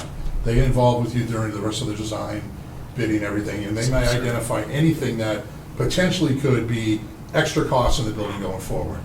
They were instrumental when we were in COVID, because we had long lead times, we had equipment we couldn't get, all these things, and they identified it early on, they identified the cost of it, they were able to require it. If you had to get a breaker or a rooftop unit, and it took you 68 weeks to get it, and you needed to be done in 50 weeks, your schedule was gone. So there's value to having a construction manager at risk to be in complicated, maybe big phase projects to help you with those costs. It is a premium, typically about 6% more. So you're seeing the numbers identified in here as the premium. The estimated cost for DVD is a design bid build, which is kind of the old school standard way of doing it. The architect finishes their design, they put it on the street, it gets bid. General contractors bid on the job. The lowest responsible, good bidder, not necessarily the cheapest one, gets the job, and then they build the job. That cost is reflected in here as well. So we have and then the soft costs are anything else outside of that, the reimbursables, the contingencies, everything else is added to the project, which is typically 20-25%, around that, and those numbers are reflected there. So under 2.1, you've got a project cost, design bid build at $105 million and $110 million for the CMR. Option 3.1, design bid at 108, 114 for CMR, and then 3.2, 106 and 111. So, and the numbers above that, the construction costs are above, and the total project cost is below, so. Mark, aren't you with the design build, aren't you dealing with change orders though, which increases the costs that go through the course of the You project? can have change orders in CMR too. You can? Yeah. Oh, I didn't Yeah. think it was. They try to minimize it. They try to. Okay. But there's unknowns, there's things that can change in the project that are outside of their control as well. Yeah. You could have unknown conditions. Oh, we have ledge. Oh, we didn't know we had ledge. Change order. But yes, DBB sometimes leaves you open to more change orders just because of the process. And generally, the change orders are owner requested. They can be that too. That's a good point. Right. yeah. But the idea of CMR is to try to help you minimize those things going forward. Does the MSBA have a preference? They do not. Okay. They do not. They will work with us through PSR and schematic with the district and everybody involved to go towards what everybody thinks is the best solution for this project. And that would be around, like, between December and maybe February that we'd have to decide, this project would have to decide which way to go. So we have time to think about what's important for this project. I'll give you just an example Mark was talking about earlier. If you do have a CM, they are allowed to get, basically they're on the project early. They can get the project started, let's say, start site construction Before you finish the drawings. We're using CM at Risk Yeah, on last the time library we did. and Yeah, CM. so you guys know that, yeah. It was very successful for Florence Roach because of the project I showed you, because a field had to be moved out of the way, and then a school building built on that, and then the existing school building on the same site torn down, all the while keeping students safe. So that was very useful to have them, and they were able to order materials that if we hadn't ordered ahead of time, the project could not have been completed on time. But that was that particular project. There'll be time to make that decision. And realize too, we're 2 years away from documents, right? So right now, estimates and numbers are where they are. We all don't know what 2 years from now the market's gonna be like, numbers gonna be up or down or whatever, what world we're in, you know, any kind of a pandemic or locusts or, you know, whatever's gonna happen to us, we don't know. So, but keep that in mind, because these numbers, again, are estimates at this point in time. We still have a long way to go before we get to documents, whether it be a guaranteed maximum price, which is a GMP that the CMR has to do. That's part of his risk, right? He's supposed to go out and say, this is what the building's gonna cost. There won't be any changes, this is the number. But we all know that won't happen, but that's the risk they're gonna take, saying, we're gonna guarantee you at some point, this is what the project is gonna cost going forward. I can answer your question, Steve, further. The MSBA used to have a 0.5% additional reimbursement for CMR. They did away with that in, I believe, 2018 or 19, because they considered that CMR was not giving them any additional savings to the state, so they just did that away. Interesting. Thanks. So again, this is preliminary. This is based mostly on educational planning, square footages. We have numbers now based on what we described. We got numbers based on this point in time for estimates. This is where we are. So that kind of concludes the formal presentation, right? So if there's any other questions about issues we were talking about before, you want to bring up any other questions specifically about this? Talk a little bit about the Please do. dollars here.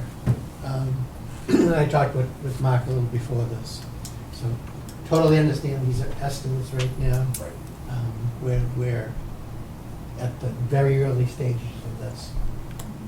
But we do need to start solidifying some of these numbers if we're gonna ask the town to pony up a lot of money In a year. in a year. I just want to make it clear to everybody that's around these tables that we talked about MSBA reimbursements here. They will reimburse right now $605 per square foot, and we're estimating $876 on 900. So there's a delta there that we miss out. We put in an application with MSBA for a $75 million construction project. It's coming in at $90 million. So there's a $15 million delta. That is our debt. We're also talking about CM at risk. The last 2 buildings that we built in town have been CM at risk. There's a 6% premium on that. As Suresh just said, it's all on us. They stopped doing it. So these are the things that we just need to talk about. MSBA will pay right now on a $73,000 square foot building. We're building $100,000. They may change that and accept some of that extra 30,000 square feet that we're adding. We just don't know. All these things go into this cost, and what we're talking about at $114 million potentially to build this building is a huge tax bill for the residents. We need to work through this process to try and minimize that as much as we can. We don't want to go all the way through this project, present something to the town that the town's going to laugh at us. And we don't want that. We want to make sure that the town's involved, and we've talked about a lot of this at the subcommittee meetings, to make sure that we have outreach to the people so there's no surprises when we finally get to town meeting and present them with these numbers. But we need to start working on these numbers up through that point in time. We can't just say, oh, we think it's going to be this. So we need to start nailing down some things as soon as we can. Yeah, And I understand and we'll get there. it's a long process. Yeah, we'll get there. And we're very early on. Can I just address the $75 million estimate? That was a couple of years ago when that was put together, and it was also based on a 70,000 square foot building. and a square foot cost a couple of years ago, which was much lower. So that's kind of the delta between that and where we are now. So, Steve, would it be helpful to talk about some of the points at which we refine the understanding of cost in the coming months? Because I'm not sure if everybody's familiar, because we will have cost estimators looking as we develop the plans. They'll have more to work with. And so that number, while we won't have certainty on MSBA reimbursement at that point, we will be closer to knowing how we can find efficiencies in the building, reduce the size, and with more information, the estimates are more accurate. So those are the steps we can be making. We see what the footprint's gonna be, we get efficiencies, the cost per square foot comes down a bit. MSBA, as Sherez said before, is gonna increase their cost per square foot up to 640, 645, something like that, so right. things do change, but we need to just make everybody aware that this is a potentially big cost. We've never had a project that's costly in this town. Right, this is sort of an order of magnitude thing, and that, and I understand the projects are not equivalent, but to the average, resident in town, it's like, well, the high school was in the mid-20s, the library was, mid-teens, the senior center was mid-teens. People in the last 6 months or so have been saying, oh my God, Shaker Lane might be as high as 35 million, or oh my God, it might be as high as 50, whereas it seems like, and understanding everything changed, blah, blah, blah. I think we're talking, when all is said and done, closer to 75. So it's more like, whether it's 75, 76, whatever. I mean, we have to educate the town, to Steve's point, on sort of a quantum difference. And people will say, but it's not as big as the high school. And it's like, yeah, but the world is different. So I'm just saying, we've got our education cut out for us. Absolutely. Yeah, that's huge, because we don't want to run into a situation with someone can torpedo this project and tell me, you said, we never heard of this. You never told us it was going to cost this much. We have to get ahead of that. Absolutely. And these numbers will be refined as we go forward. So, Right, but it's, Yeah. are these 2025 construction numbers or 2027 construction numbers? These are midpoint of construction, so they're November 2027 numbers. Because I thought the square foot numbers were already higher for what you were showing. Square foot, I'm talking the cost, not square foot. I know, I The thought square- the cost per square foot in the ones you showed earlier were already $800. Some of them were. Some of them were, yeah. So we're not expecting those to go up substantially in the next 3 years? Crystal ball. Yeah, I don't know. I'll tell you, To the best of the- MSBA, we're estimating 3% escalation.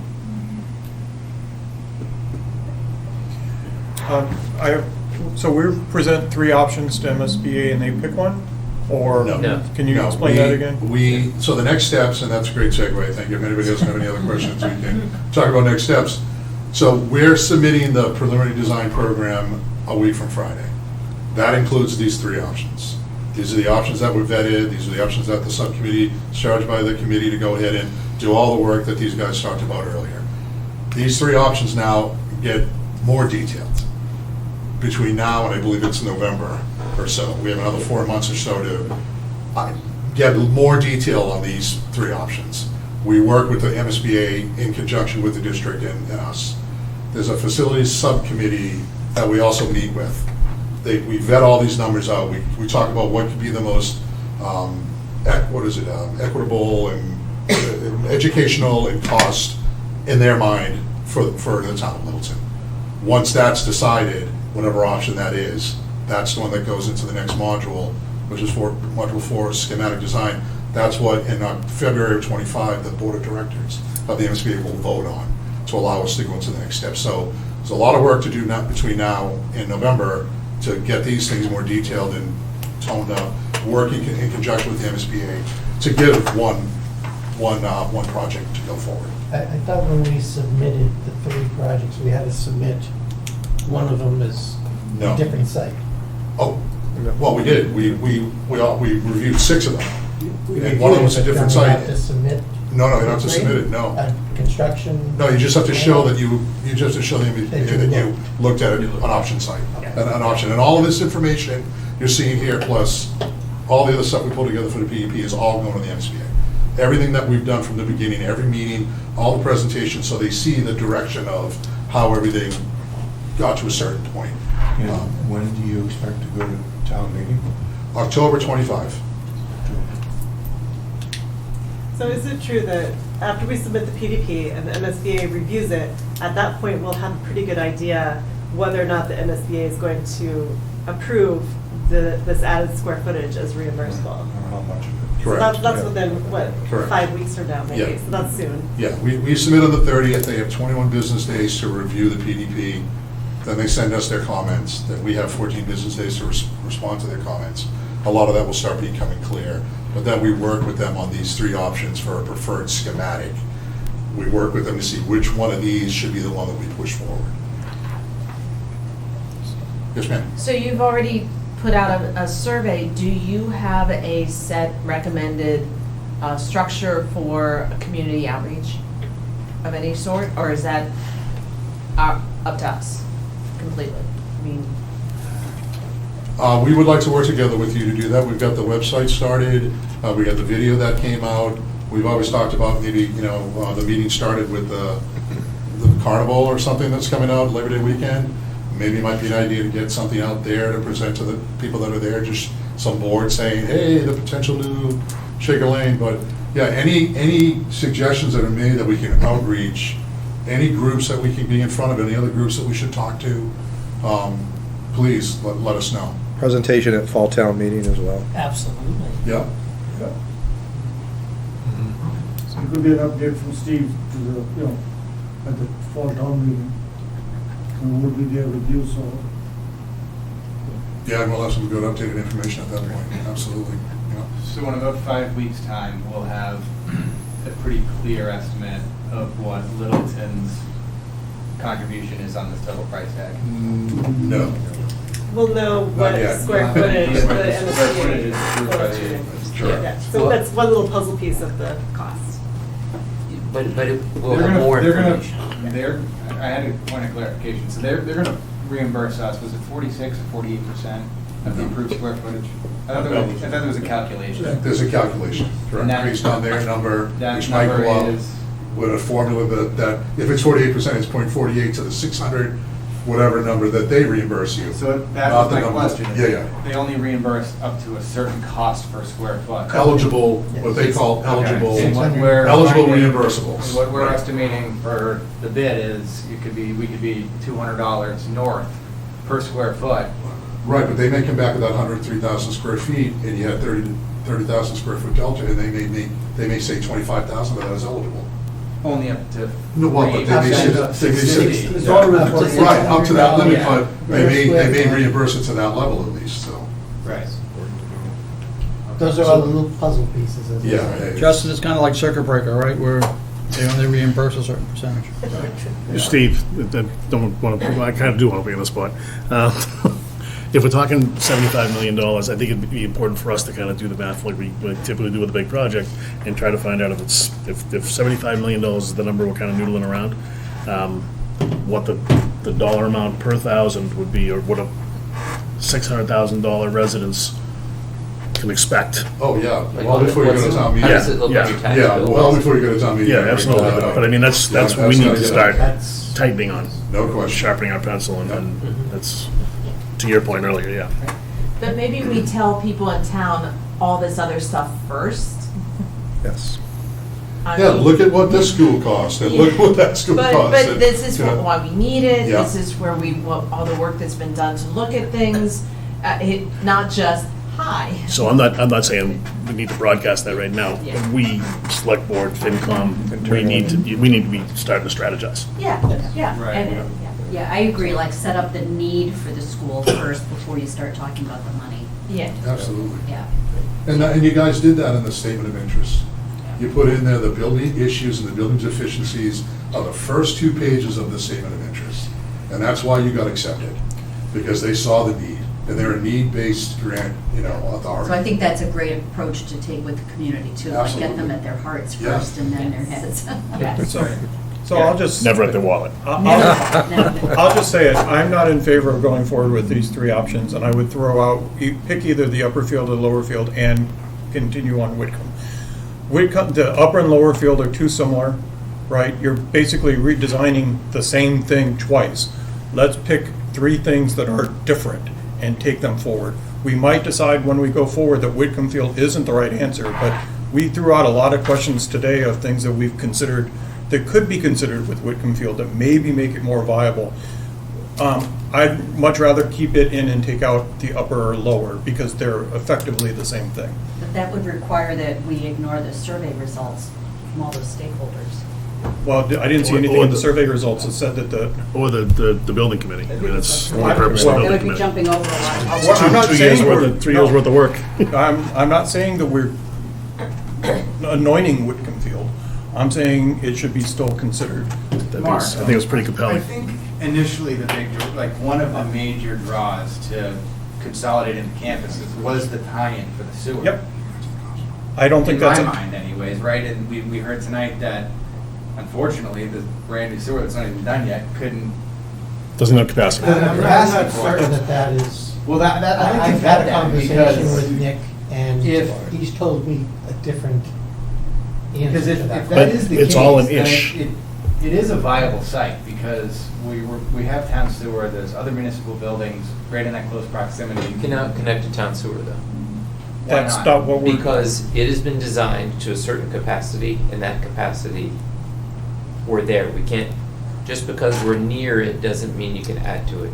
Well, we think that our That's what we've been told about. That's our not. water director. There's a Oh, I'm sorry. there's Maybe a I'm- buffer zone, Steve, that there is the potential that it could be tied in.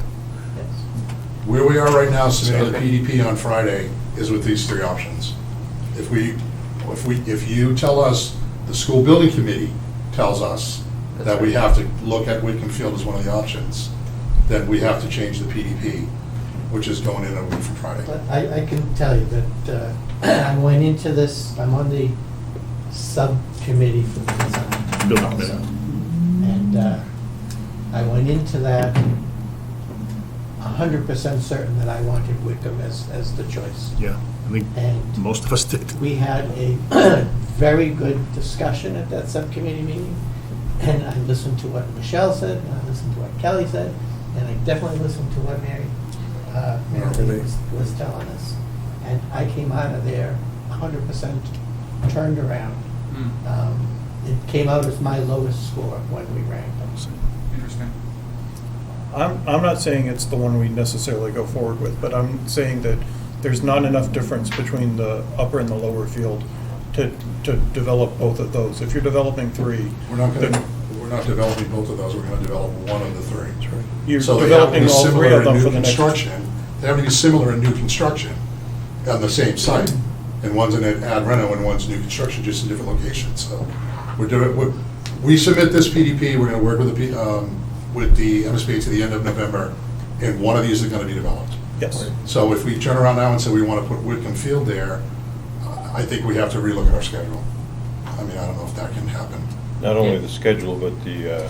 Everything gets pushed. estimate, everything else. Everything gets pushed, yeah, so we would charge, the school building committee charged the subcommittee to do all their work. They did it, they came with a recommendation to the SBC approved this recommendation. And that's what we're going forward with. If we're gonna change that, we need to know that now, because it's gonna change a lot of things. Yeah, I don't think we can consider that now. I would really, just for the record, like to know what the capacity of that sewer is. I mean, years ago, I used to be a handshake guy. I'm not like that anymore. I want something in writing. So I received a very different answer than you, Steve. And I would like to think that when we deal with an administrator in the town, that we get similar answers. So I'm concerned about that, because either we can or we can't. And if there's a range, I think we need that finalized, because there's an opportunity, even if we built at that Shaker Lane site, to maybe tie into town sewer, if there was an opportunity to do so. So I just, you know, it may not be something we would pursue, but it would be nice to have a common answer I in this think case. at the Shaker Lane site, if there was a problem with that septic system there, then extending that pipe down from the current system is certainly something that we should be investigating. But if we don't have capacity, I think what I'm getting at, do we have capacity or don't we have capacity? And something should be in writing so that we don't. But this is something we need to find out, get a clear answer. What's that? We need to get a clear answer. Yes. But even if it is determined there is capacity, there's basically a lot of people in line waiting for that capacity. When you know, a lot of business owners and commercial property owners are pretty frustrated because they're getting exactly what they have right now, the RDUs, the EDUs that they have right now. And you know, if and granted it's the town's sewer, so we could make any decision we want. But if it's determined that it's 25,000 gallons a day extra capacity and 22,000 needs to go to Shaker Lane, and we make that decision, there's going to be a lot of business owners that are property owners that are very upset with the town. Good point. I have to say, I mean, outside of the school, it's just astonishing to me that after God knows how long we've been looking at the sewer, we get, you know, close to being able to use it, and we discovered that we screwed up the size. We didn't screw up the size, it's the DEP. It's DEP changes their estimation based upon the discharge site, which is at the high school. It's the leaching field. So we can only sell the capacity that DEP says we can do. And there's definitely more capacity. It's built for more capacity than DEP is allowing us to put in. But they want to make sure that the ground can take the capacity that they're approving. It's like 60% capacity right now. So do we have any more questions for the panel? I'm trying to move this No, I along. appreciate it. I have a 5 o'clock train I gotta get. But see, It's all about me. Right. You have to understand, because I'm a little sympathetic to Mark's point of view, that you all have been working, and hallelujah for y'all for working all the time. But this is the first time the rest of us have heard this, and Steve, I hear you about, you know, changing your mind, because I was also really thinking that Whitcomb, and now we get to this meeting, and you all have done all this wonderful work, and Whitcomb is off the table, and it's too late to have anything, and I just been in town too long. I shouldn't be surprised to, at the first meeting that I can be at, that I'm told that it's too late to consider the thing that I'd wanted to consider. This happens in town hall. Which is why we had a building committee, though. What? That's why we appointed a building committee. Yeah, I know. It's the same thing that Fair happened at enough. Russell Street's renovation, middle school. Fair enough. Yeah. Can't please everybody all the time, that's the problem. Well, I mean, the scoring speaks for itself. Yeah, this decision wasn't, these people didn't go, oh, seems warm and fuzzy. I mean, there was like solid, hard data-driven decision. I feel like what I was presented this evening was, we've come out here because we've looked at the data, the square footage, how things come about, what we got input from the teachers. I mean, I don't feel like, I see that people are asking about projects of their heart, but what is up here is a data-driven decision, as far as I'm concerned. Stacy has another comment. Stacy? Go ahead, Stacy. Yes, can you guys hear me again? Yes. Yes. Yes. So I just wanted to note, so I am on that building committee, and we dove really, really deep on this data. So this was not an easy decision for any of us to make.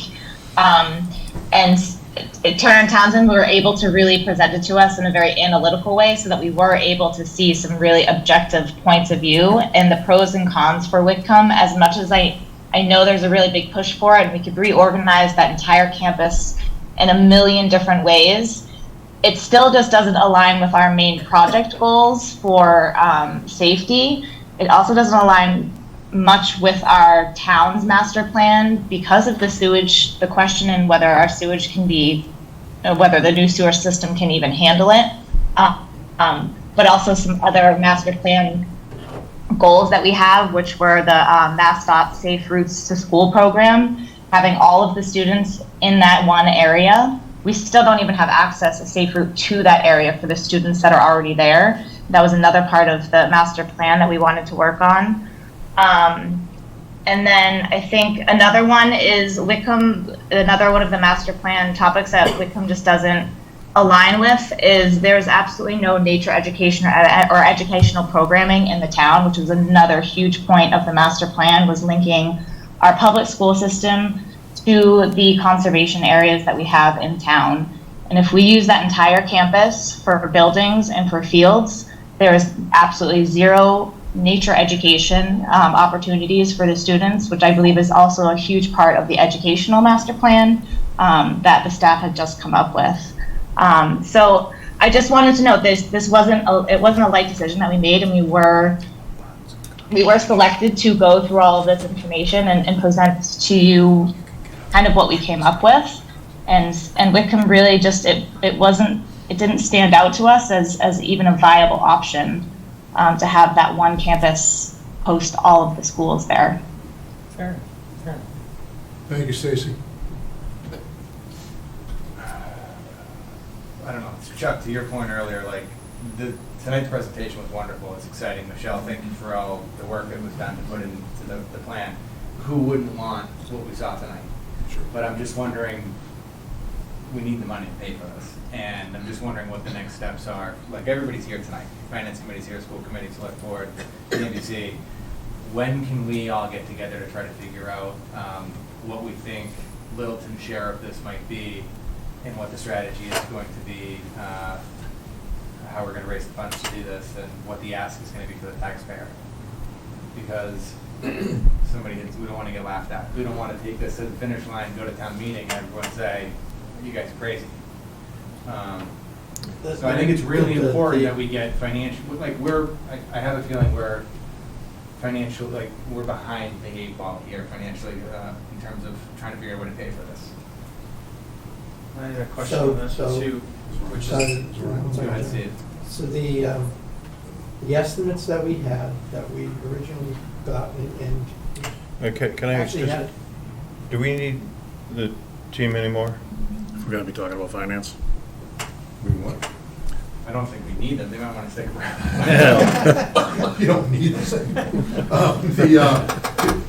There's a capital budget request that goes in with the PDP, and Ryan has just worked on it and sent it to us today. And there was a paragraph that he put in there based on these numbers. So you may want to have a conversation with Ryan. Okay. Because he spelled a lot of that out, what you were just talking about. I've come up with numbers Yeah. already, very preliminary numbers. Right. I certainly don't want to say those numbers right now. Right. Because we don't have actual costs. Right, so they are thinking But- about it. Ryan and I sat down and did the numbers the other day. And I responded, and I said, Ryan, this is great, take that last paragraph out because we can't speculate at this point what that's going to be until we know later. If you can add to the fact that the reason that first video was, is the roadmap. That the MSBA process is very laborious, you have to go through the process, and they want you to go through it, so you have the time to think about it, because that's the way they want you to push through it, but the fact, you have stages that you want to think about it, and as you go along, you get to the point, okay, how much is the cost? Where is the cost coming? How's the money coming from? All those will be answered. We're not moving forward with the project without all those answers. Yeah, so it's kind of to Mark's point. So I understand the ranking. I think it's great. I think there's good data to back it up. My only question would be, when we do go to town meeting and all the designs are very similar in terms of layout and cost, I know these are preliminary designs, but is the town going to ask us, like, well, why didn't you submit something that was a lower cost, something else to consider, where we did submit 3 that were very aligned? This is why we have listening and town interaction meetings once a month, starting as soon as we can stand it.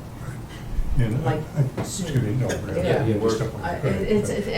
I'm really been through school buildings before, and I personally will go sit in a room once a month for 2 hours for anyone and wait for people to come in and talk. I mean, like, I can't even stress enough. And because, My point Yeah. though is more that if we don't submit something else, those questions are going to come up. So if two are very similar, you know, do we want to present something else so we have the data now saying that we did float that idea? That's Especially my- when we ruled out the lowest cost of the options. That's the point. So if they go back to this meeting and we don't at least bring it up, that there is a much cheaper option. Which one's That- a much cheaper option? I know. The one all the way on the left. It's the lowest rank. I'm not That doesn't suggesting. have any MSB reimbursement. Zero. There's no reimbursement. We pay for 100% of that. Again, if we bring it up on this call, we can go back to it, that's great. Yes. Okay. No, That we was completely off the table because it's not even part of the program. That's just the town of Littleton updating that building. That's an exercise in futility. That's what's really Is this the- really- It's For the a Whitcomb expensive site, we can share with the residents that the site was fully vetted. And there was an overlay done on it, and it was, it missed X, Y, and Z that didn't meet the educational goals that were crafted. The Shaker Lane Building Committee scored it lowest of all of the options, 2 through 6. Again, I see it's the Actually, lowest, Whitcomb came and in as, lower. as long as we Whitcomb have the came in data. lowest. Whitcomb was the lowest ranked. Yeah. But does that include the cost of tearing down the Shaker Lane building? On the Whitcomb? Whitcomb, yes, Whitcomb? it includes that. It It does. came in as the lowest Because- score. Lowest ranking. Lowest Right. ranking. When they ranked it based on the criteria that was established, it was the And it's lowest roughly the ranked. same price. For all the things that we talked about. And if you look at the 109 million now at the Whitcomb, if you have to move the track somewhere, that's gonna be a few $1 million. That money has to come up front and have a place to go before you start thinking about building something there. Right. So that's additional cost that the town has to bear. If you think about that, And We don't have a cost for the sewer. The Sorry. Wickham option also doesn't include what we're gonna do with the existing building. If we tear it down, it's on us. All the fields there, it's on us.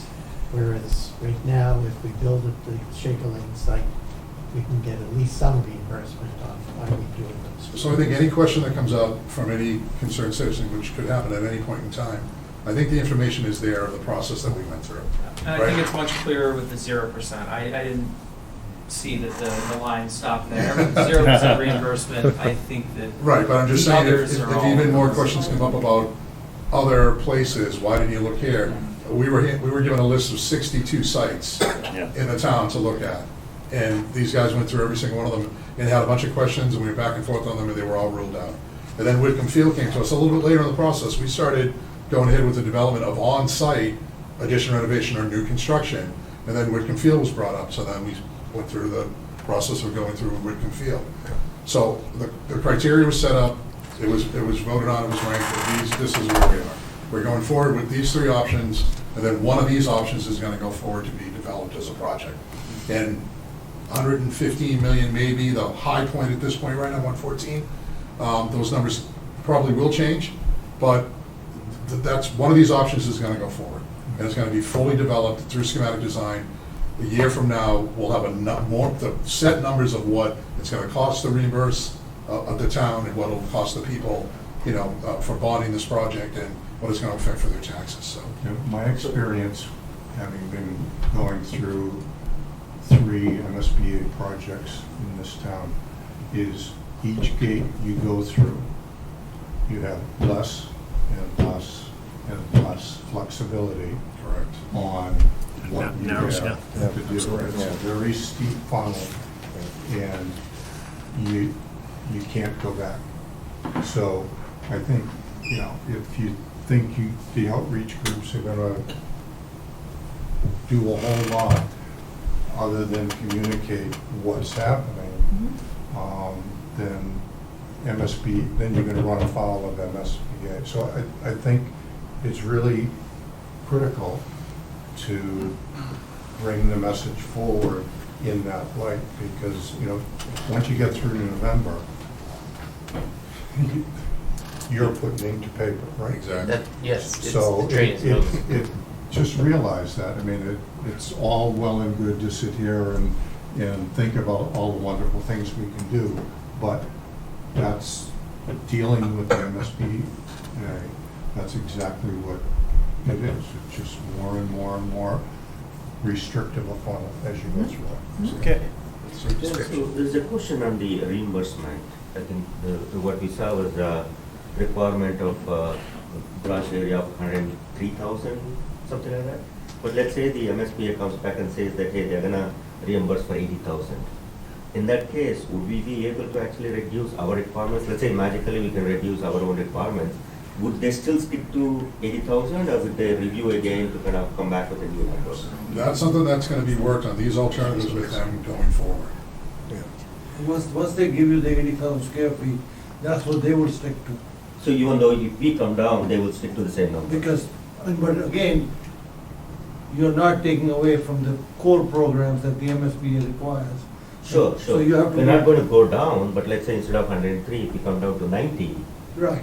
Right, they right. they would still stick to 80,000 reimbursement. Correct. Yeah. It's the building committee's job now to advocate for, the square footage that we feel that we need. And there will be discussions about cost variances, because if MSBA is only going to fund another 15,000 square feet, then we're going to have to start making some tough decisions, and that's going to change the cost as well.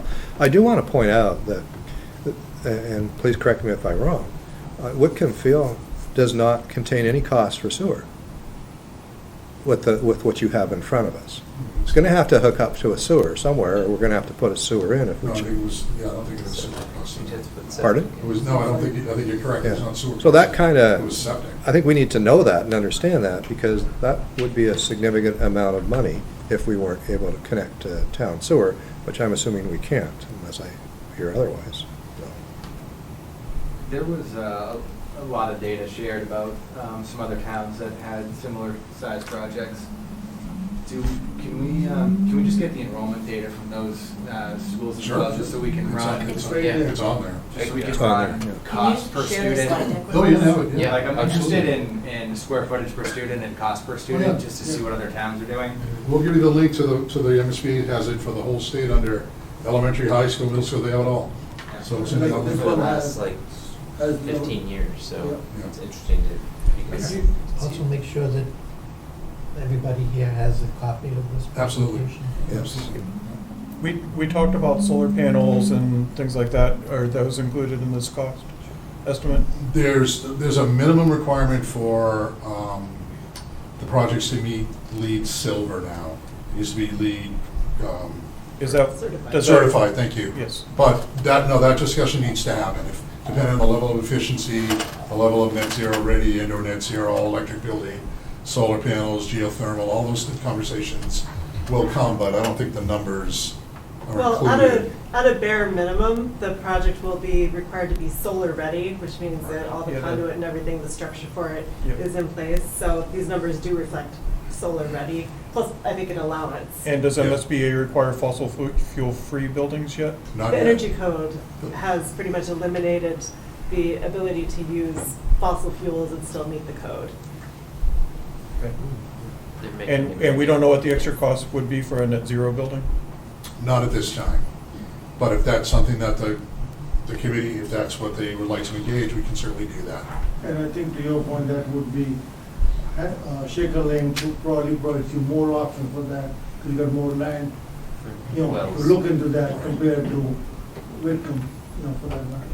Agreed. That raises another question. Have we exhausted grants, federal grants? No, but we State- can certainly look into the IRA, still got money out there for school projects. There are other opportunities to check out potential money, and potential grants. So we'll certainly look into that. I bring you money, Steve. Yeah, they just put a whole new phase for the IRA with the federal government, and they've actually upped the money for it. It's a pretty cumbersome breakdown, but if you apply for it, I was just working on Stoneham's new high school, and they're going after IRA money big time. And that would rotate around like system selection, that Yeah, type of it's thing. once we get more solar, granular. geothermal. Heat pumps. The heat pumps, efficient equipment. They've got some good grant money in there.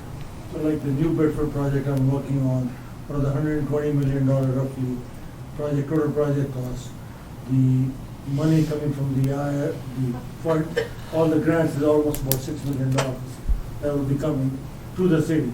And the MSBA does not get any share of that. They still reimburse you at their share, and you get to have less on your tax bills.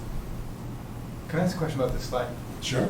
So I'm looking at, I'll just pick Situate, for example, the 460 students, but then I noticed that you've got the MSBA approved square footage. I'm wondering what they actually built and not what the approved square footage was. This, so once that's a great point, because once they Thank get you. to, It's in the chart. once they Because I'm get, wondering why our schools are so big compared to these, but it's the MSBA approved versus what they actually did. well, that's, once they approve it, like this point is at schematic design. Yeah. So once that's approved, that's the size you're building. I mean, you could build smaller, maybe, if there was some extreme hardship. I guess but I'm wondering if the approved means the reimbursable square footage on this slide, or if that's what they it's approved the as the total size. project. Yes, they've said, okay, this is how big the building is. Okay. But actually, if they were at schematic design, then they would have approved the, We don't know what's eligible in that number, I guess. What's the eligible number, we don't know. yeah. Yeah, The- okay. Well, they could have been at $110,000 in the MSBA approved, 110,000 square feet. This MSBA approved is, that for 600. Yeah, they could have built 130,000. Right, exactly. We're talking about 103, and they're only going to approve 70 as it lays right now. Not 70, what was it? 73. 73, yeah, close to 70. so Justin, Okay.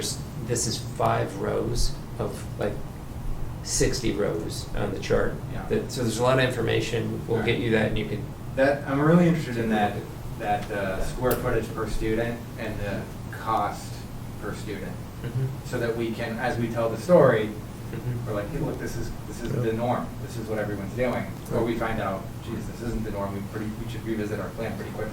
Well, that's an interesting question, Justin, because if you actually multiply the MSBA times the construction cost, it doesn't equal the total project cost anywhere close. that's right. Yeah. There's some costs in there. But their costs are, like, just taking the Newton project, it's off by $16 million, right? Which is pretty much what our soft costs were for a project that was bigger than that. So, I don't know how the math works. You know how math works. I know how math works. I don't know how this math works. So on this chart, the square footage there's no times construction the costs. construction cost square footage, that will not equal the total project cost. Because there's a bunch of other stuff in it. And like I said, there may be, I'm sorry if we didn't have, if we would have provided every row on this chart, you wouldn't even be able to read it. But so there may be some more information that tells that story in there. Okay. I have a question, and I don't want to give the impression, maybe I just, everyone earlier, you all did wonderful work, a great presentation. The Whitcomb, as I've been sitting here, my emotional reaction to it has been chilling. And I think at town meeting, all we'd have to do to get people not to want the Whitcomb is say you lose the track and then they move on. But with these designs, what percentage of extra enrollment can we handle when we do this? And I understand it's quality of education is going to increase, but what percent of enrollment do we, as a buffer, do we get? Flex. Right there. We've said 490, we've given a range of some expansion in this number, so 483 to 495. 10 to 15% growth. Okay, thank you. Thank you. That's what I needed. A lot of numbers. Okay. So just Okay. a quick question on the earlier grants, potential grants available. Would there be any additional requirements for any other grants that we could consider potentially that should be, kind of consider for design or any of the options at this time? The grants that we were speaking of before were more efficiency, like energy grants and things. If this is a non-fossil fuel building, I mean, the utilities have money that they provide for design and/or if you design an efficient building, then they have, the new EY standard gives you money back. But if we're not gonna go with gas in this building or whatever, then we can't go after those. So I'm not aware of any other design grants that are out there. I think the answer, what you're looking for at this time, the moves, the considerations we've had for these sites, we're not at that point yet to make those, we're not at the point of design to make those decisions to affect any of those. But we will be moving into that. And also, I think you're sort of a loss because you have a municipal light plant, so you don't have that benefit of going to National Grid or Eversource to get those grants. So that works against you for some time. You can get the federal grants, but the other local grants from the utility companies work against you in this case. They're electric, they're utility gas. Yeah, no, they have electric. So. It's National Grid for National gas. Grid gas. Okay. Littleton Municipal Electric for electric. electricity. Yeah, but for all electric. Right. Yeah, certainly the environmental, some of the aspects that you talked about, but I was also looking at the federal grants. If you were looking at, are there any opportunities, would they have their own requirements that we need to consider into these design options, is what I was kind of looking at. At this point, no, but yes, Like MSBA. upcoming. Yeah, They have their own requirements. No, sorry, I didn't understand the question. No. I mean, certainly that's one aspect of it for sure. That can change the cost of each one that you're actually looking at, but also the other grants, potential grants, federal grants, right? That kind of does that. We will be considering those as we move forward with more information in the design, but at this point, we're not there yet. I should say, the stage of the design isn't appropriate for that yet. So one last question, the criteria that was established or voted on for those ranking, the criteria was actually coming from the MSBA or? No, this is what the SBC decided together of all the different things they wanted to look at each one of these sites. So that was all from the SBC. We did show some examples of what other projects have done, and they pulled from that, added a couple more.